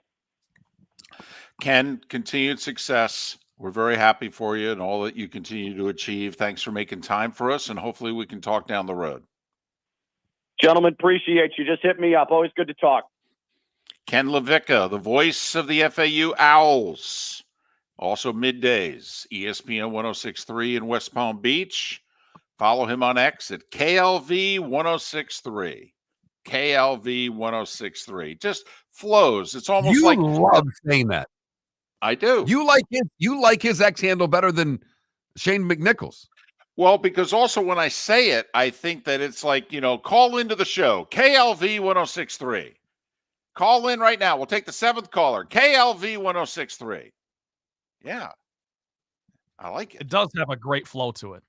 Yeah. I don't know if he put that much thought into it to where it's a perfect storm, but it is a great X handle. I just hope he never has to work for another radio station. Because I know a guy whose email corresponds with the place he worked at, like 10 years ago. Yep. Still works, though. It's a unique email address. Nobody else has it, that's for sure. But Ken LaVicka joining us on Miller and Moulton. If you miss any of the show, go to all the usual places, including millerandmoulton.com, to download it. Pretty solid little show. Little Seth Everett, little Pat Kirwan, little Ken LaVicka today on the show. How about tomorrow's show? Little Vern Lundquist, little voice of the Rays, Andy Freed, little voice of the Marlins, Kyle Seeloff. Getting you ready for opening day. Yeah. And talking to a broadcast legend as he's 2 weeks away from retiring. The Diamond District bonus hour's next. The law firm of Michael F. Hornung specializes in criminal defense, DUI, personal injury, nursing home claims, and auto accidents. I'm a former prosecutor with over 34 years of experience. The information I know is information you need to know. If you've been arrested for a DUI, time is of the essence to maintain your driving privileges. Call the law firm of Michael F. Hornung for a free consultation. At the law firm of Michael F. Hornung, we are committed to excellence in your representation. Being a local attorney with local knowledge is clutch to the success of your case. For over 30 years, we have successfully represented the citizens of Southwest Florida. For a free consultation, call 239-437-0095. That's 239-437-0095. Our offices are conveniently located in Fort Myers. Visit online at mfh-law.com. Located on the East Trail, locally owned Naples Tiki Bar and Grill is an outdoor eatery next to the Hitching Post Shopping Center. Island-inspired food with a true tiki theme. The best place in Naples to enjoy the beautiful weather in Southwest Florida. The Naples Tiki Bar and Grill offers a great menu for dine-in or takeout. Enjoy our famous pulled pork, huge burgers, and tiki bar cocktails. Don't miss happy hour every day from 3 to 6 and live music 7 days a week. See you soon at the Naples Tiki Bar and Grill, 11498 Tamiami Trail East. Visit Jason and Todd at the Diamond District. When choosing something of high value and personal significance, such as a diamond, you want to shop with the best. And the mall is not the place to be. Here are my friends, Jason and Todd with the Diamond District. Take a stroll in the mall, pop into a few joy stores, and you'll soon discover you're in the wrong place. Rings begin to look all alike. You're not finding GIA certified diamonds. You quickly realize you know more than a salesperson helping you, and all the same financing gets pushed on you. Visit Jason and me, and you'll find America's top bridal designers dealing exclusively with the Diamond District. You'll find the largest selection of GIA certified diamonds, all priced 8 to 10% over cost. You'll find educated sales consultants who have many years' experience and are not paid commissions. And you'll find Todd and me in the store nearly every day, wanting to shake your hand and welcoming you to our Diamond District family. Visit Jason and Todd at the Diamond District. Mark Miller for Molly Maid. Why Molly Maid, you ask? Trust. Moulton was a customer for 15 years. Affordability. Didn't I just say Moulton was a customer for 15 years? Worry-free services. Our professional house cleaners are fully insured and a 24-hour warranty. Call Molly Maids today at 239-774-5839. That's 239-774-5839 or online at mollymaid.com/FTMYERS. That's mollymaid.com/FTMYERS. You were listening to Miller and Moulton on the Florida Sports Network.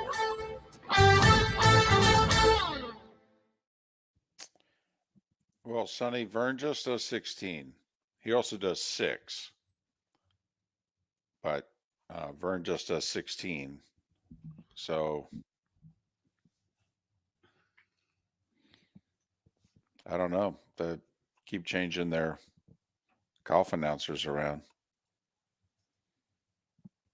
Doesn't Nabilo already have a hole? David, all their voices sound the same now. It's hard for me to distinct one guy from the other anymore.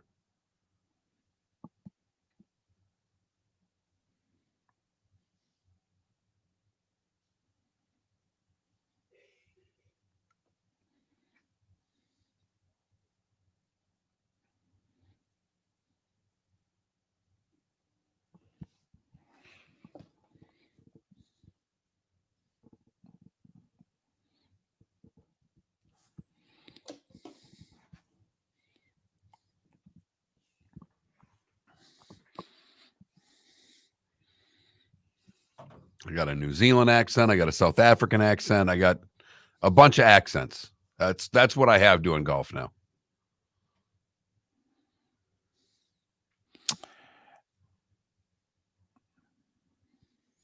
Very international. CBS is anyway. Yeah, very international. Mm-hmm. Good for them.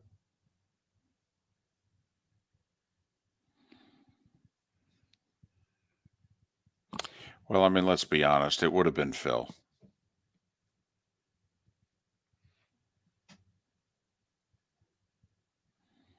I mean, Phil could have been the voice of golf. Both networks would have hired Phil.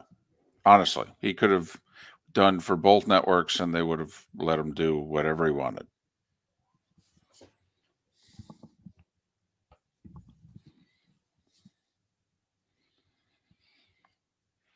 Yes, and they never would, though, Sonny.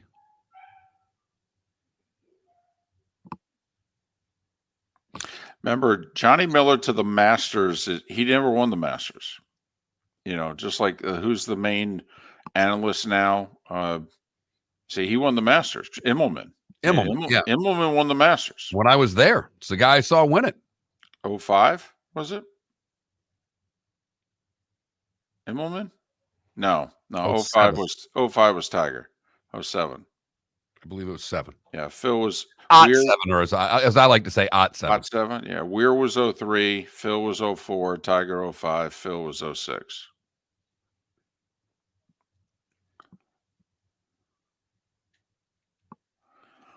Trevino, I think, only had one top 10 at the Masters. The course did not set up for him. No. It was a right to left course, or no, it was a left, he wasn't long enough. He wasn't long enough, and you had to draw the ball, and he cut the ball. Yep.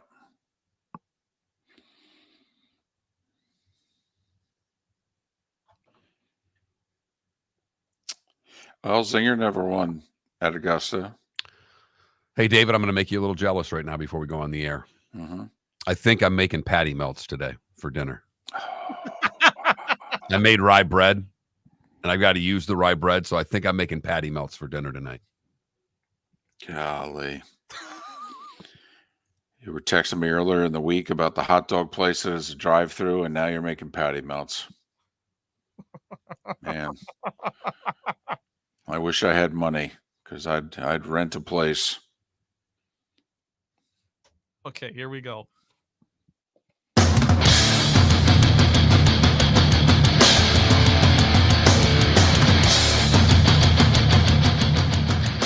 You are listening to Miller and Moulton, exclusively on the Florida Sports Network.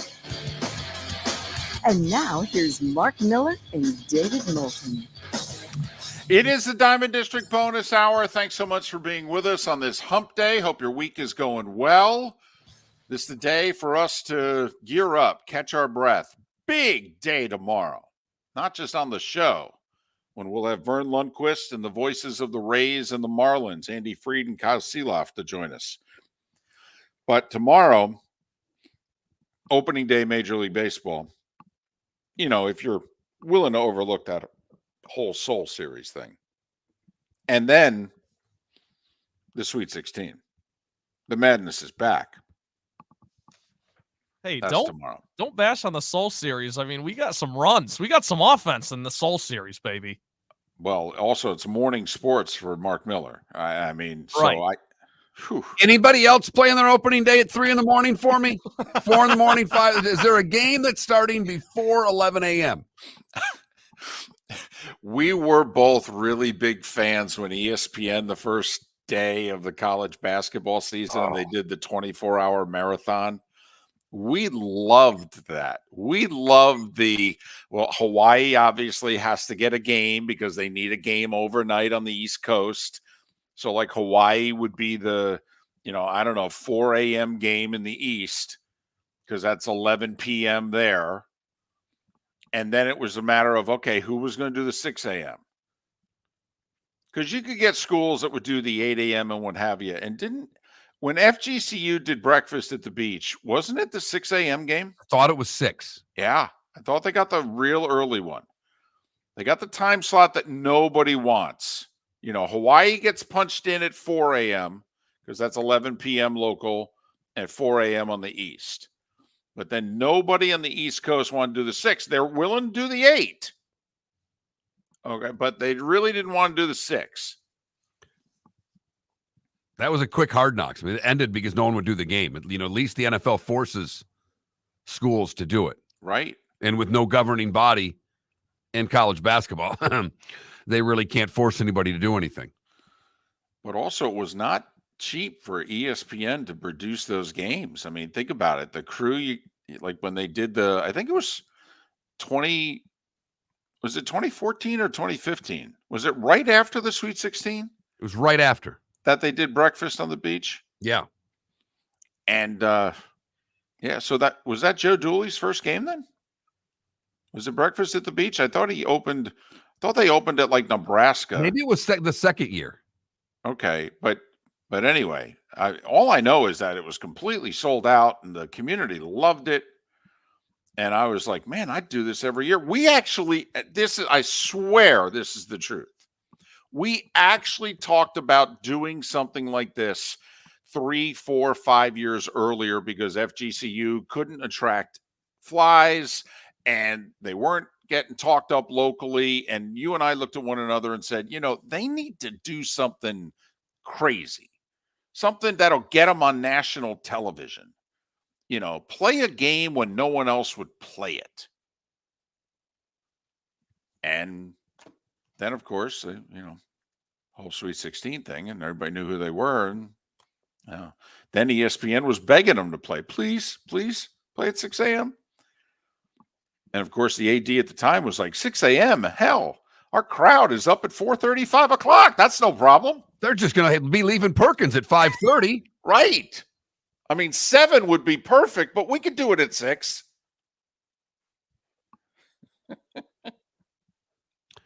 For those of you that are visiting for half the year, enjoy the rest of your stay. For those of you that are year-round residents, I want to let you know what I saw yesterday. For the first time, I saw a car carrier. Hadn't seen one of those since October, November. That means with Easter this weekend, tax day coming up, the snowbirds are going to start heading north again. And the cackling snowbird, my nominee for the state bird of Florida, will be going with them. Now, I've wondered here, especially since the pandemic, with so many people moving to Florida in the last handful of years, but also I think people from other parts of the country who now visit the 239, I do think they're staying longer. Like, there's a few people I know, Mark, that have decided finally they're going to cross the threshold. I've asked them, I go, so where are we filing our taxes? And they're like, oh, no, we're going to do Florida. We're staying for more than 6 months. I'm like, okay. All right. So I'm wondering if maybe, just maybe, late April also you'll see a big run. That people just deciding, I'm staying longer. We'll see. But I saw a car carrier for the first time yesterday and pulled off to the side of the road, took a knee, said a few words to the guy upstairs and thanked him or her. Now, and moved from there. Come on now. I've never understood why you're so happy. All right. You mean I can walk into a restaurant and get a table? I can drive somewhere without traffic being horrendous? Look, we are a tourist-driven economy, but it's nice when the tourists go home. But you are the most business guy on the show. And you know that the tourism industry keeps a lot of businesses open. It does. In Southwest Florida. And so I just figured that you would have over time more of an appreciation for the snowbirds. Well, two things can be true. I mean, you can appreciate their role in society, and you can also wave goodbye when the car carrier. Hold on a second. I really appreciate you. Get the hell out. I mean, no. You can't David, have both. It's like family on Thanksgiving. You want them to come over, but you're really excited when they leave. But see, I wasn't appreciative of them before they arrived. Okay? Now, my wife was, but I wasn't. Okay, so that analogy doesn't exactly land with Moulton. It doesn't work with me. No, it might work with the two of you, but it doesn't work with me. Actually doesn't work with me either because I love the family time. I could do family time. Although I like it more. I will say as I've gotten older, I like it more now because there are, I have cousins that come down. And the other thing, this is a Michigan thing for me. No one plays the damn game of euchre. Yeah. And so unless you're from Michigan, Ohio, or Canada, you don't even know what that game is. And so now when the family comes over at Thanksgiving, I get all excited because I get to play a card game that was something that we did, every weekend growing up. Get the cards out. What's Trump?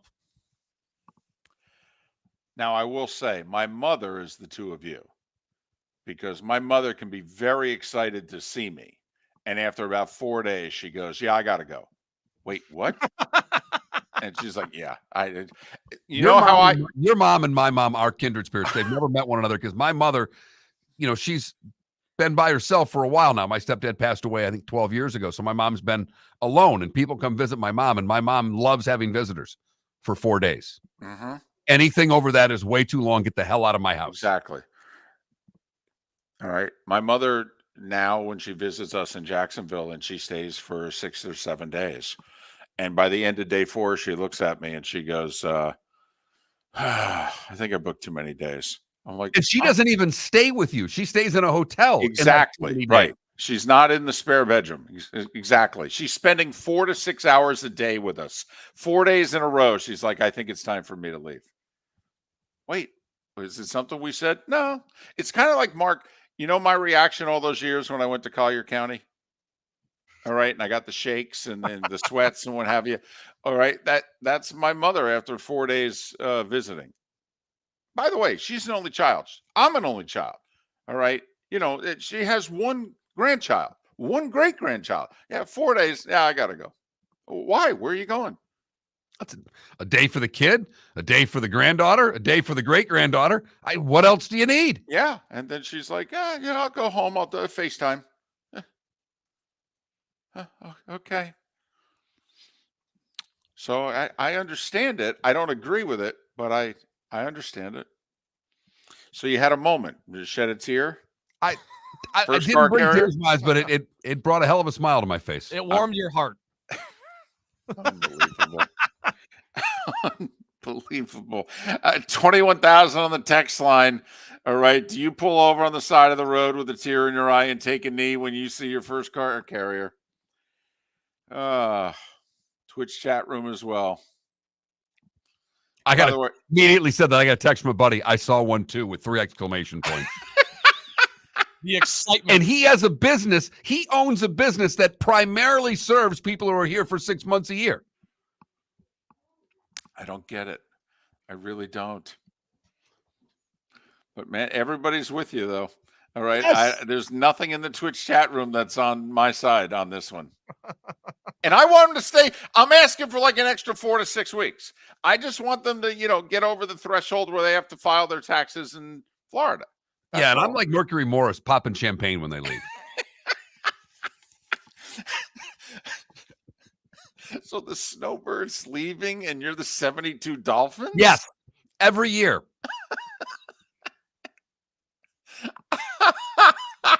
Brian in the Twitch chat room's right with you. He says I pop champagne when they leave. Oh, I have a friend who's in the golf business. Obviously, they rely primarily on snowbirds. That is the golf business down here. People are here a big majority of it. He has a countdown on his phone that he sets up in October for when May 1st is. That's not a joke.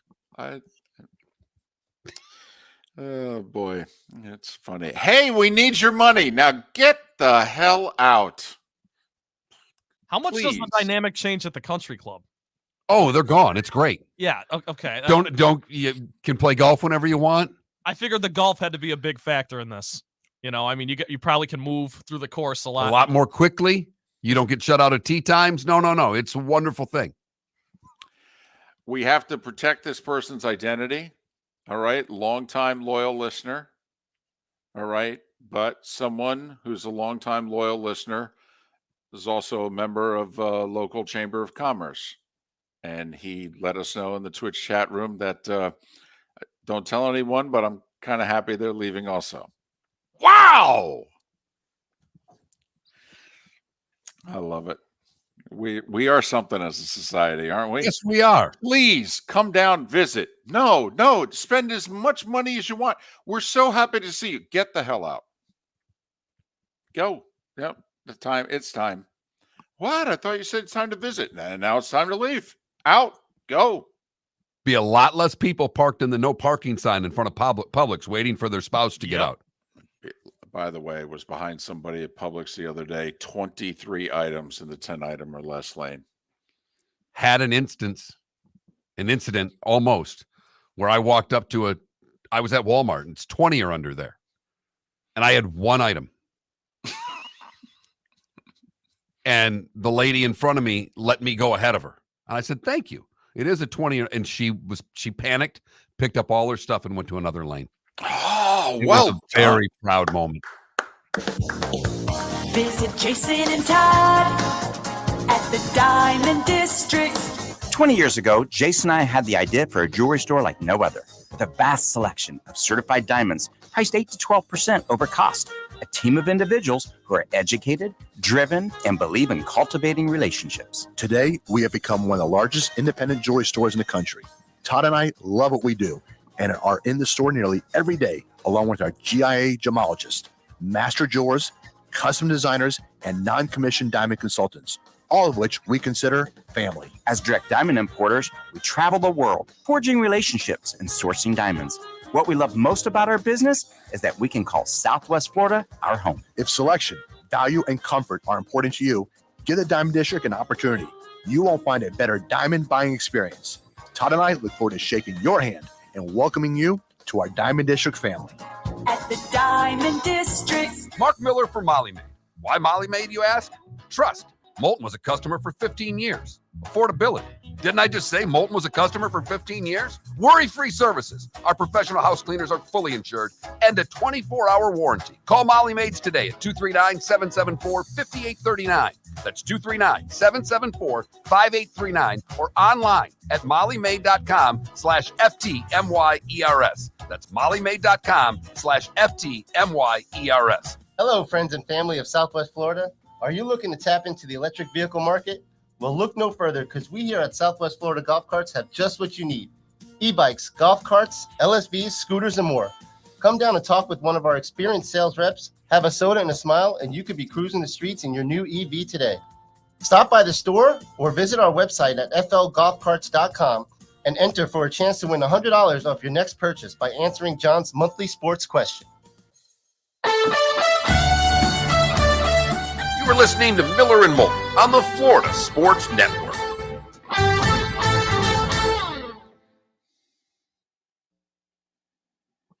Brian, I'm sorry that you have a disability, but I have so many questions on that because I get pissed when I see the person in the Porsche pulling up to the handicap space and getting out and then walking just fine in. Have you ever confronted one of the handicap space dealers? Drives me nuts.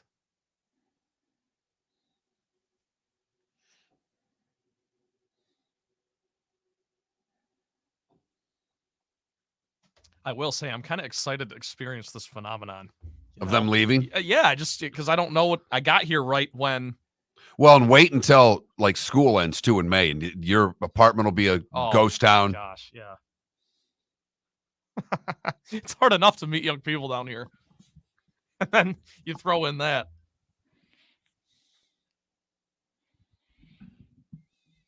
So I ran into, I asked if you met that lady, Celine. Yeah.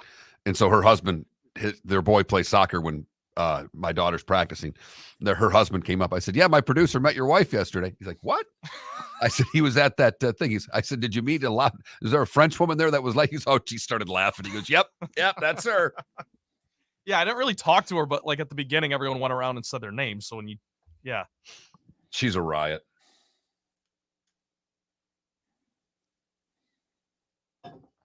Yeah, she seemed fun. Oh, she's a hoot.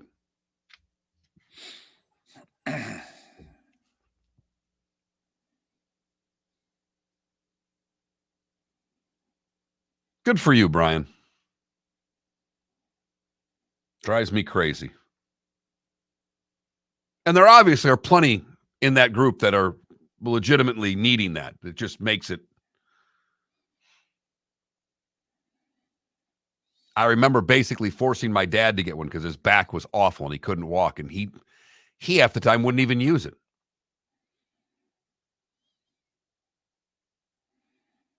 And he rightfully needed it.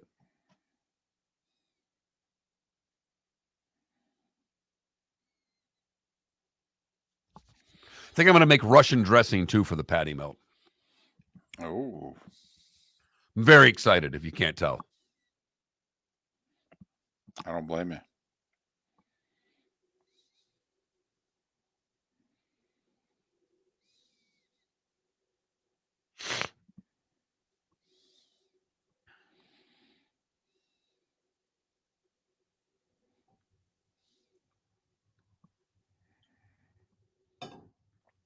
I have not. I'm close. I look at it damn near every day, Deadstroke. My biggest problem is I'm trying to figure out where the hell I'm going to keep it. I've got so many gadgets, I don't know where I put it. What pizza thing? It's a pizza oven. It's like about this big. It's one of these electric tabletop pizza ovens.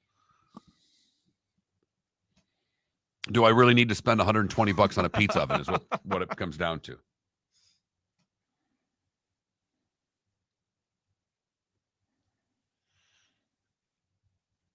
And I don't trust buying things on TikTok, Deadstroke, so I'll probably buy it on Amazon and pay the full retail. I just, the TikTok shop makes me a little nervous. Rightfully so.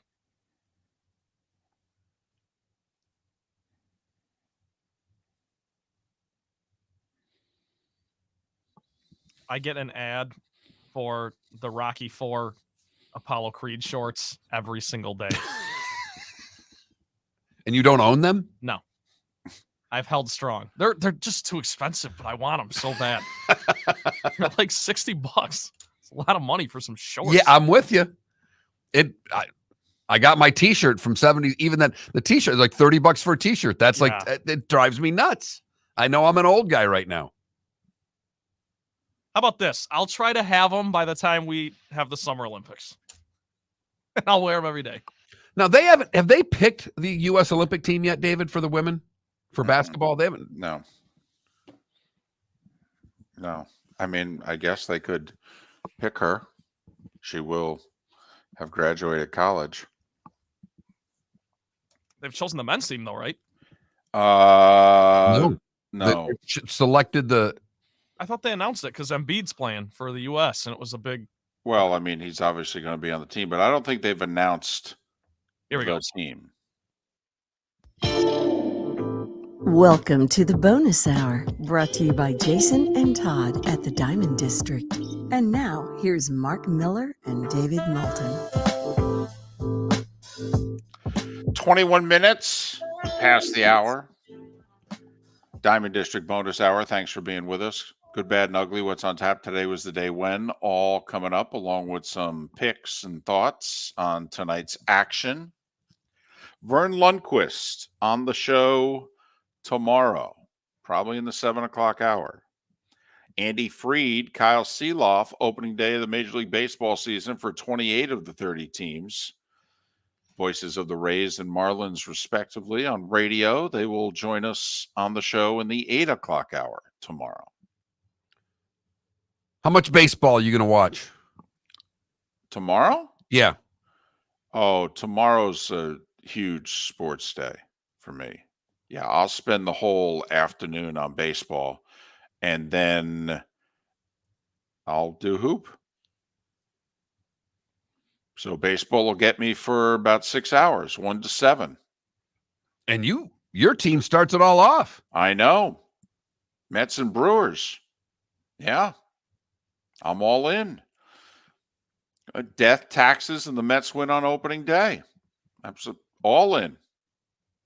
Majority of the games start at 4 o'clock or earlier, so you'll be able to watch a good amount of baseball before the madness even gets going. Mm-hmm. And once again, Major League Baseball just making some ridiculous, absurd scheduling decisions. I mean, like, why is Milwaukee and New York in New York? Milwaukee's got a dome. It's March 28th tomorrow. What are you doing? You mean the LA Angels taking on Baltimore in Baltimore doesn't make sense to you? No. As a matter of fact, it doesn't. What about the Braves playing Philadelphia in Philadelphia? Well, I mean, both teams, outdoor ballparks. But, yeah, I'd take my chances on Atlanta on March 28th as opposed to Philadelphia. The Twins are at the Royals. Now, both play in outdoor ballparks now, so you can't get around that. So what I would do is I would not schedule them the opening series of the year. Much like the Tigers at the White Sox.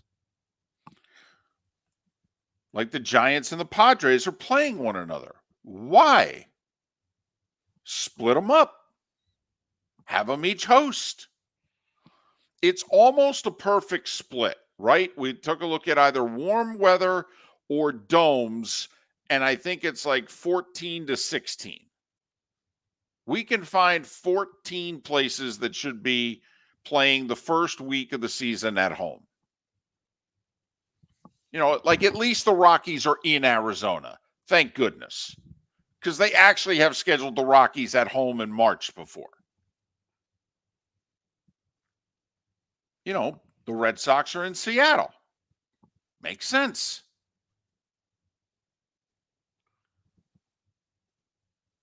It's close, but I still don't know if they could completely pull it off because they've got most of the warm weather teams playing at home. There are a few you could switch around, but you're still stuck with a couple. But like Toronto plays Tampa. Both Toronto and Tampa should be hosting games. Toronto plays in a dome. Exactly. So why are the Rays playing the Jays? The Jays should be hosting. Detroit's playing on the south side against the White Sox. No, one of those teams should be playing Toronto in Toronto. The Giants and the Padres are playing each other. No, split them up.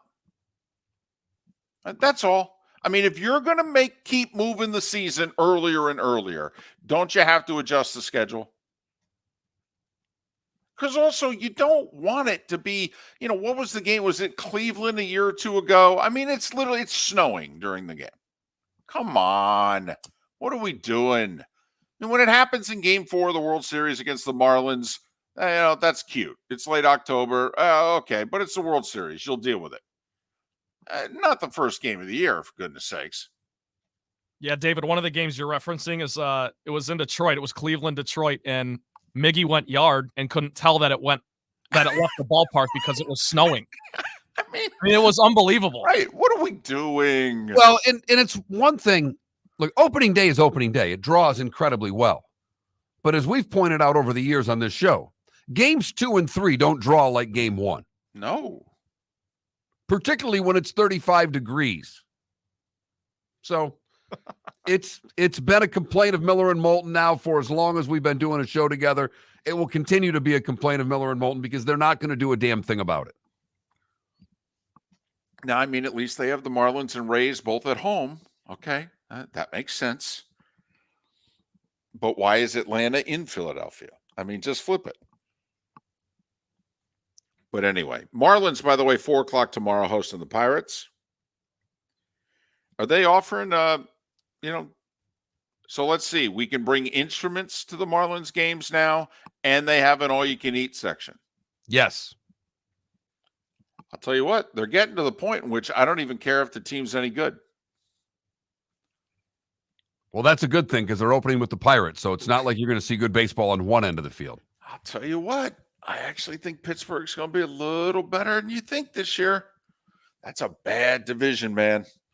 That is not a good division.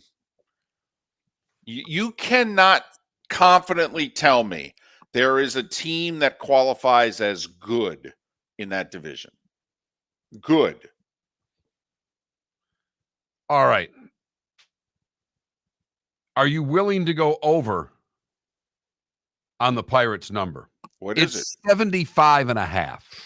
It's a little higher than I wanted. I got to be honest. I was kind of hoping for like 73.5. It's a little higher than I want. Yeah, I wouldn't have the guts to do that. It's a bad division, man. It is. Somebody's got to improve. Now we're over on the Reds. Right. Okay, we jumped that train already, so it's dangerous to bet the over on another team in that division.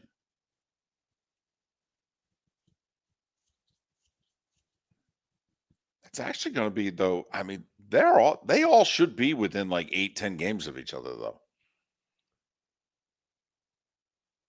I'm still stunned that the Red Sox over under 77.5. You think that's too high? Yeah. Okay. I do. Did you Doesn't everything have to go right for them to get to around 500? Yes. Did you see the feature story that is making its way on the internet that one of the local Boston stations did? They did a proverbial man on the street story, and they sent a female reporter to Fenway and just walked the streets in and around the ballpark for a couple hours and asked people, hey, you care about the Red Sox? And the whole story was, no. Can you name anybody on the Red Sox? And they're like, no.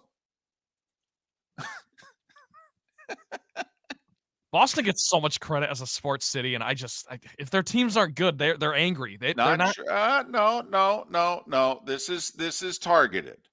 Okay, no. This is targeted. This is what Bucks fans did to the Glazers. This has happened in a few other places where they think the owner, who's gotten the portfolio diversified, is spending the money elsewhere and not on their team.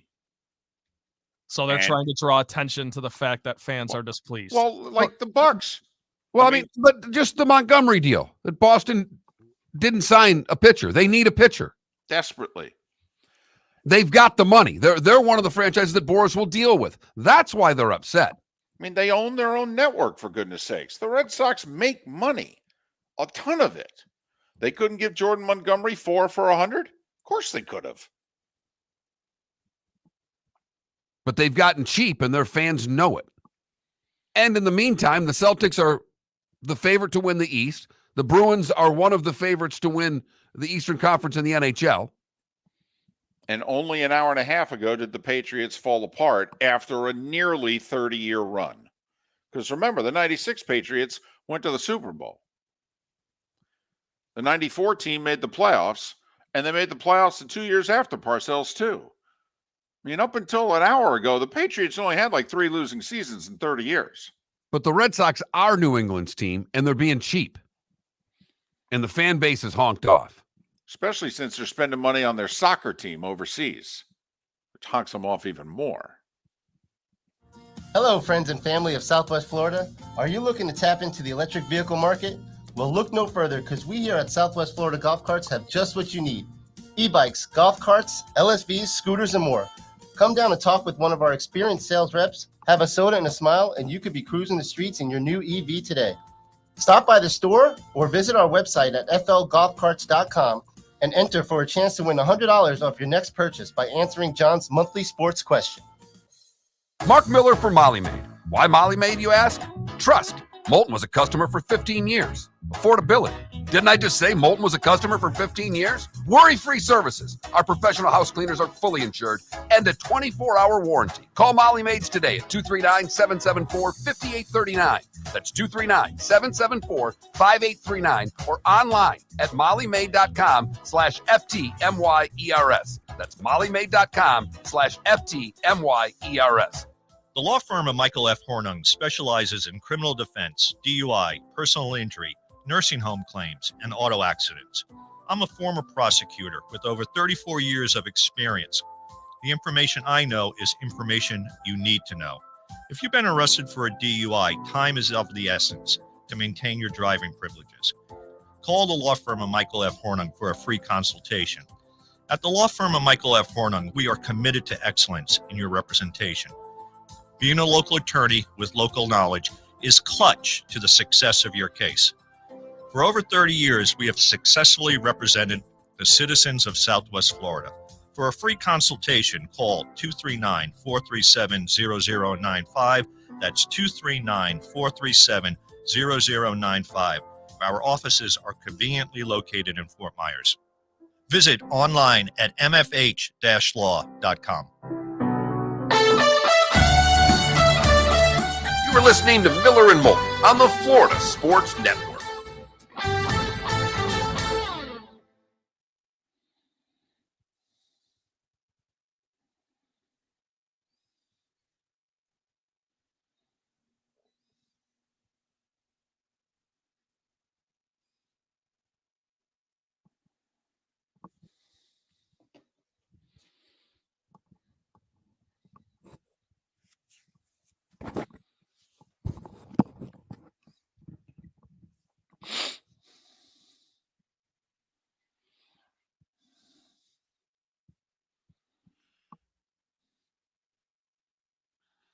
Well, also, Fenway Roush, what? They own the Penguins.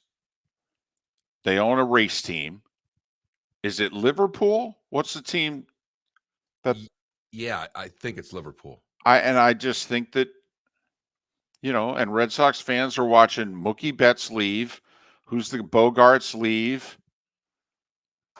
They even traded their left fielder to the Yankees. They got rid of Sale.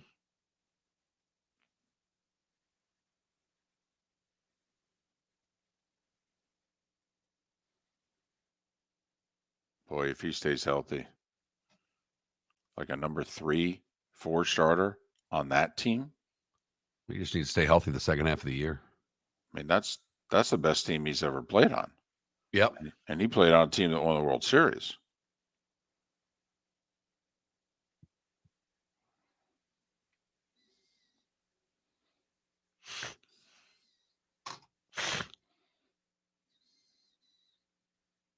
And how about that little tandem in the postseason, by the way? Going to play the Braves, games 1 and 2. Who are we facing? Strider and Sale. Huh. Oh, good. Great. That'll be fun.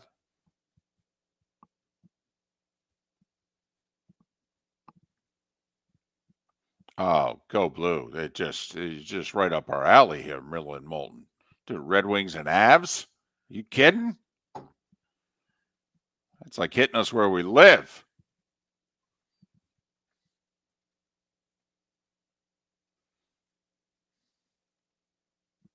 Well, also, Sled Puppy, it was fairly well known that Mookie was going to leave.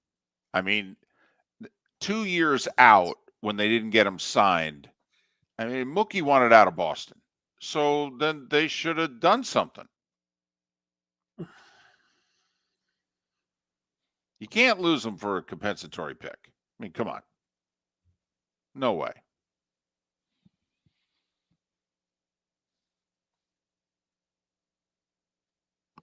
And then he goes out and the guy who got fired, he pays Trevor Story.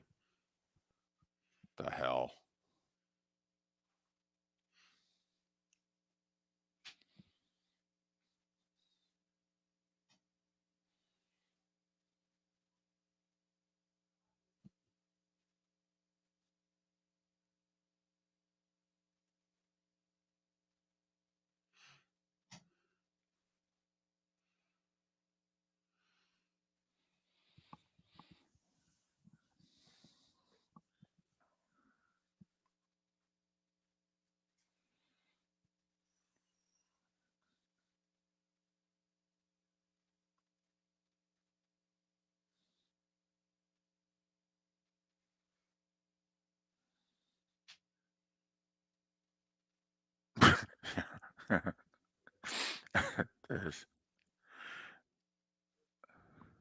It was like the fight the other day. Who was it? Was it the young big goon for the Rangers, Campy there, or Kempy? And was it the Maple Leaf? Was it a Domi? I mean, who was it? And they went at it, and it was like, oh man, we don't see this anymore. We used to see this once a night.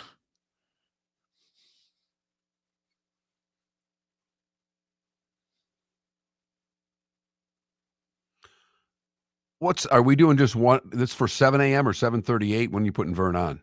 I just thought we'd wing it, and I'm going to keep track time wise. I thought we might even, if The he's 7 and going, yeah, do 7 and then 7:38. The part 2 of our interview with Vern coming up, and then fit in the short segment, do our thing. I mean, you know, if it's going well, it's Vern, and this might be the last time. Welcome to the bonus hour, brought to you by Jason and Todd at the Diamond District. And now, here's Mark Miller and David Moulton. 22 minutes till the top of the hour, 16 until we're out of here. Miss any part of today's show? That's what MillerandMoulton.com is for. Download what you missed, like Seth Everett, Pat Kirwan, and the voice of FAU, Ken LaVicka, all joined us earlier. Our poll question, so thumbs up, thumbs down on this new NFL kickoff rule. What do you say? About 62% saying yes, they're in favor of the new kickoff, although we've not really promoted this as well as we should have. We really have laid off it today because the guest list was strong and we've been on other topics. But your thoughts on the new kickoff rule, are you in favor of it, yes or no? Go to that Mark Miller, the David Moulton, or Miller_Moulton on X. And both Miller and Moulton have changed our votes. If we had thrown this poll question out heading into the owners' meetings, we would have said no. Coming out of it, we're at least willing to give it a try. Like, yeah, sure. If it brings returns back, yeah, it's a little gimmicky, but what the heck? Yeah, do you want to play or do you want to non-play? You know what I'm actually impressed about? The NFL has taken a look at other leagues, and in the past, they always arrogantly was like, well, they're doing it, so we're not. And it was like, yeah, but it's a good idea. Sorry, we don't do what others do. Yeah, now they're playing on Wednesday game on Christmas. Two of them, in fact, this coming season.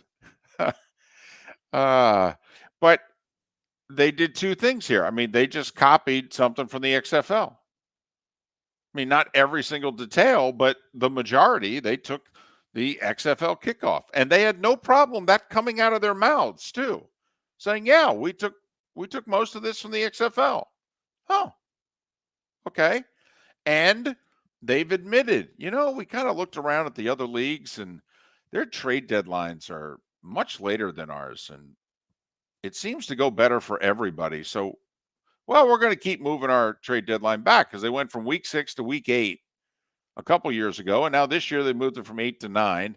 And most people think next year at this time they'll move it from after week 10. Now we're talking, Mark. Now we're getting there. And I don't want it anywhere past week 10. I know you'd probably have it at week 12. You might have it at week 16 as much as you like trades. I think week 10 is about perfect.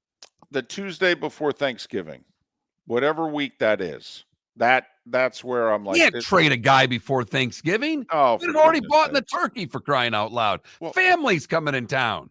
Well, they're not moving overnight. I mean, the family can still come. Yeah, it'd be awkward. Okay, fine. Then I'll make it the Tuesday after Thanksgiving. Fine. If it bothers you that much, then we'll do the Tuesday after Thanksgiving. You know what? You make a dadgum good point there. You can't have guys traded before Thanksgiving. All right. Fair enough. Tuesday after Thanksgiving. Now you extended it another damn week. That's right. It's better to take back this segment, if for no other reason than to stop David from talking about Meghan and Harry. Here's Mark Miller with Today Was the Day When. I've got a Moulton like page today. There are a lot of arrows on this. I didn't have enough info, so I had to go searching for more. So there are a lot of arrows on today's page. We start in 1513, though. Ponce de Leon first sights Florida. 1794, the U.S. government establishes a permanent navy. 1952, Singing in the Rain premieres, David. I just want to get that song in your head for the rest of the day as you're driving around running errands. It's done. Thank you.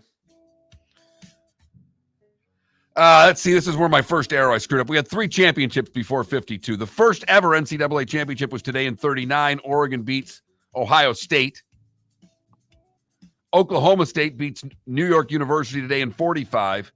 And Kansas beats Kentucky in the first 16-team field in 1951. 1971, UCLA wins their 5th consecutive title, beating Villanova. 1978, Kentucky beats Duke for Kentucky's 5th title. Jack Givens was the star. And today in 1981, Ozzy Osbourne released his debut solo album, Blizzard of Oz. Oh, what a day. I knew that'd fire up Trent. What an album. What a cover art. I agree with all of those things. The opening track is I Don't Know. What better way to open an album? Awesome. Do we have to introduce Semesco to Trent? Yes. Although Trent's more hair metal than Semesco's hardcore. I understand. But yeah, I don't get any harder than Metallica. That's kind of where I cut it off. I like the gimmicks. I like the hair. I like the leather. That's fun. I say we make him a graduate assistant under Semesco. Okay. And they just do concerts during the spring and summer. I think you're onto something. Cale Yarbrough would have had a birthday today. Quentin Tarantino and Randall Cunningham are both 61. Mariah Carey's 55. Fergie's 49, and Buster Posey's 37. What did I miss, David? Well, a few things. I try to get them in chronological order. In 1929, Hoover installed the telephone in the Oval Office. Nixon regrets that he did. 17 years before that, William Taft's wife, the First Lady, Helen Taft, you look like a Helen. She planted the cherry trees along the Potomac. Huh, look at that. It was her idea. Okay. Apparently, the Japanese ambassador was coming to town, We're talking about things and said, you know what this river could use? Has a little scenery around it. And so there you go. What else do we have? Today in 73, Marlon Brando declined winning the Best Actor. Come on. On the arrogance scale of 1 to 10, that's a 34, isn't it? I mean, The Godfather. He won it for The Godfather. Right. And he refused to accept the award, based on the treatment of Native American actors or how Native Americans were depicted? Hollywood's portrayal of Native Americans in film. And by the way, there was a lot of that in The Godfather. I mean, what the heck? First off, just get your Oscar and then give a speech and talk about it. David, the better part is he sent someone to go pick it up who was allegedly Native American. She was lying about the whole thing. It's a huge hoax. Go look it up. Very interesting. So anyway, what else? Oh, yeah. Big day today for guys. Guys had a big day today. Got 26 years ago today. The FDA gave thumbs up to Viagra. Now, hopefully it worked out okay for some ladies too, but it was a really big day for guys. Really big. How big depends on how many pills. But you know, that's all I got. You've heard folks elsewhere mock Florida is gonna Florida. Well, Mark Miller sees it differently. He calls it the good, the bad, and the ugly. What you got, Mark? We go to North Carolina for the good, where Franklin Bracey of Lincolnton, North Carolina, stopped by Jerry's One Stop in Iron Station to get himself a hot dog. How do you think the hot dogs are at Jerry's One Stop? Because I think they're awful. Listen, but then again, you go to the gas station for your tacos, so right? Don't judge. But he said, while I'm having a dog, I might as well get a scratcher. And he went out to a scar, scratched it off. His first thought was, no way. But it revealed he had won a $1 million prize. Wow. Said he's never won anything over $100 before, and he won a cool schmill because he stopped for a dog. Those dogs tasted a lot better after that scratcher. Who says hot dogs are bad for you? For the bad, we go to Lehigh Acres, where a resident reported a 15 to 20-foot python was entangled in the engine component of their car. So they called the police. Lee County Sheriff's sent over Sergeant James Van Pelt. He's a licensed python contractor. He arrived at the home to find a 1 to 3 foot red rat snake soaking up heat on the engine bay. He carefully removed the snake and released it into a nearby wooded area. Now, maybe, and by the picture, maybe 4 foot, 3 to 4 foot snake. David, could you confuse a 3 to 4 foot snake with a 15 to 20 foot python? No, but somehow, Otani and his interpreter, miscommunicated a few things too. So I guess anything's possible, Mark. Maybe it depends on the camera angle and, what have you. For the ugly, we go to Cape Coral, where an unwanted guest ripped down fences and power poles in Northeast Cape, driving a 26-foot U-Haul truck, tore through backyards on Northeast 11th Avenue. LCEC had to replace multiple power poles. 8 homes were without electricity for 4 hours as this guy took down a fence and power poles and just kept on keeping on. So far, he has not been apprehended. And that is the good, the bad, and the ugly on today, March the 27th, 2024. So we got a bunch of games in the NBA. Wednesday's a big night in the association. The Magic are getting Golden State on the second of back-to-backs because the Warriors won in Miami last night. And Orlando's a 4.5-point favorite at home against Golden State. Golden State only a game ahead of the Rockets, who are in OKC, oh, by the way, with a 9-game winning streak. OKC playing their second game in back-to-back nights. Here's what I'm wondering. If we're going to make a play tonight, now we can make a play on either one of those two games. Okay, Rockets getting 7.5, by the way, on the road, and they come in with a 9-game winning streak in Oklahoma City, playing their second of back-to-backs. But Orlando at home, laying 4.5, Golden State playing the second of back-to-backs. But here's one for you. How much you think the Lakers got in the tank tonight? Because they went double overtime in Milwaukee. No LeBron, and not sure LeBron's playing tonight with his ankle injury. But Anthony Davis played 53 minutes last night, and the Lakers are in Memphis tonight. And Memphis is getting 4. Memphis is terrible, and they've lost 6 of 7. Right. But I'm just wondering, how much do you think the Lakers have in the tank tonight? I'd be shocked if AD plays. I mean, they might slide LeBron back in there, but having AD play 50 minutes, like you said, and then have to play a back-to-back against a team you can probably beat without him if you can beat without him. Love to find out if LeBron's playing tonight. Yeah. Because wouldn't you want the 4.5 without AD and LeBron? But anyway. You might just play the money line. Okay. Only 2 games in the NHL. Remember, it's a Tuesday, Thursday, Saturday league, and today's a Wednesday. But nice hockey game tonight. Speaking of back-to-backs, Bruins were at Sunrise last night to play the Panthers. You know where they are tonight? Tampa. That's the game I like. If I were to make a bet tonight, I would take the Tampa Bay Lightning. You mean the Lightning, who are 6-0-1 in their last 7? Most of that on the road. They've been home, rested for a couple days, and now they get the Bruins. This would be the first-round playoff series right now, by the way. This is Boston right now is a point behind the Rangers. So the Rangers are technically the 1. And Tampa's the first wild card, and they would play the other division champion, and that's Boston. So this is the first-round playoff series as of today. It's a pick 'em, too, basically. And Boston's like minus 110. This is basically pick who you think's going to win. 7:30 TNT.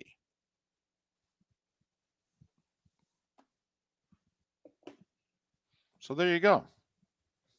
Fired up to watch a little Bruins Lightning tonight. Watched a bunch of hockey last night. I'll watch a little hockey tonight as well.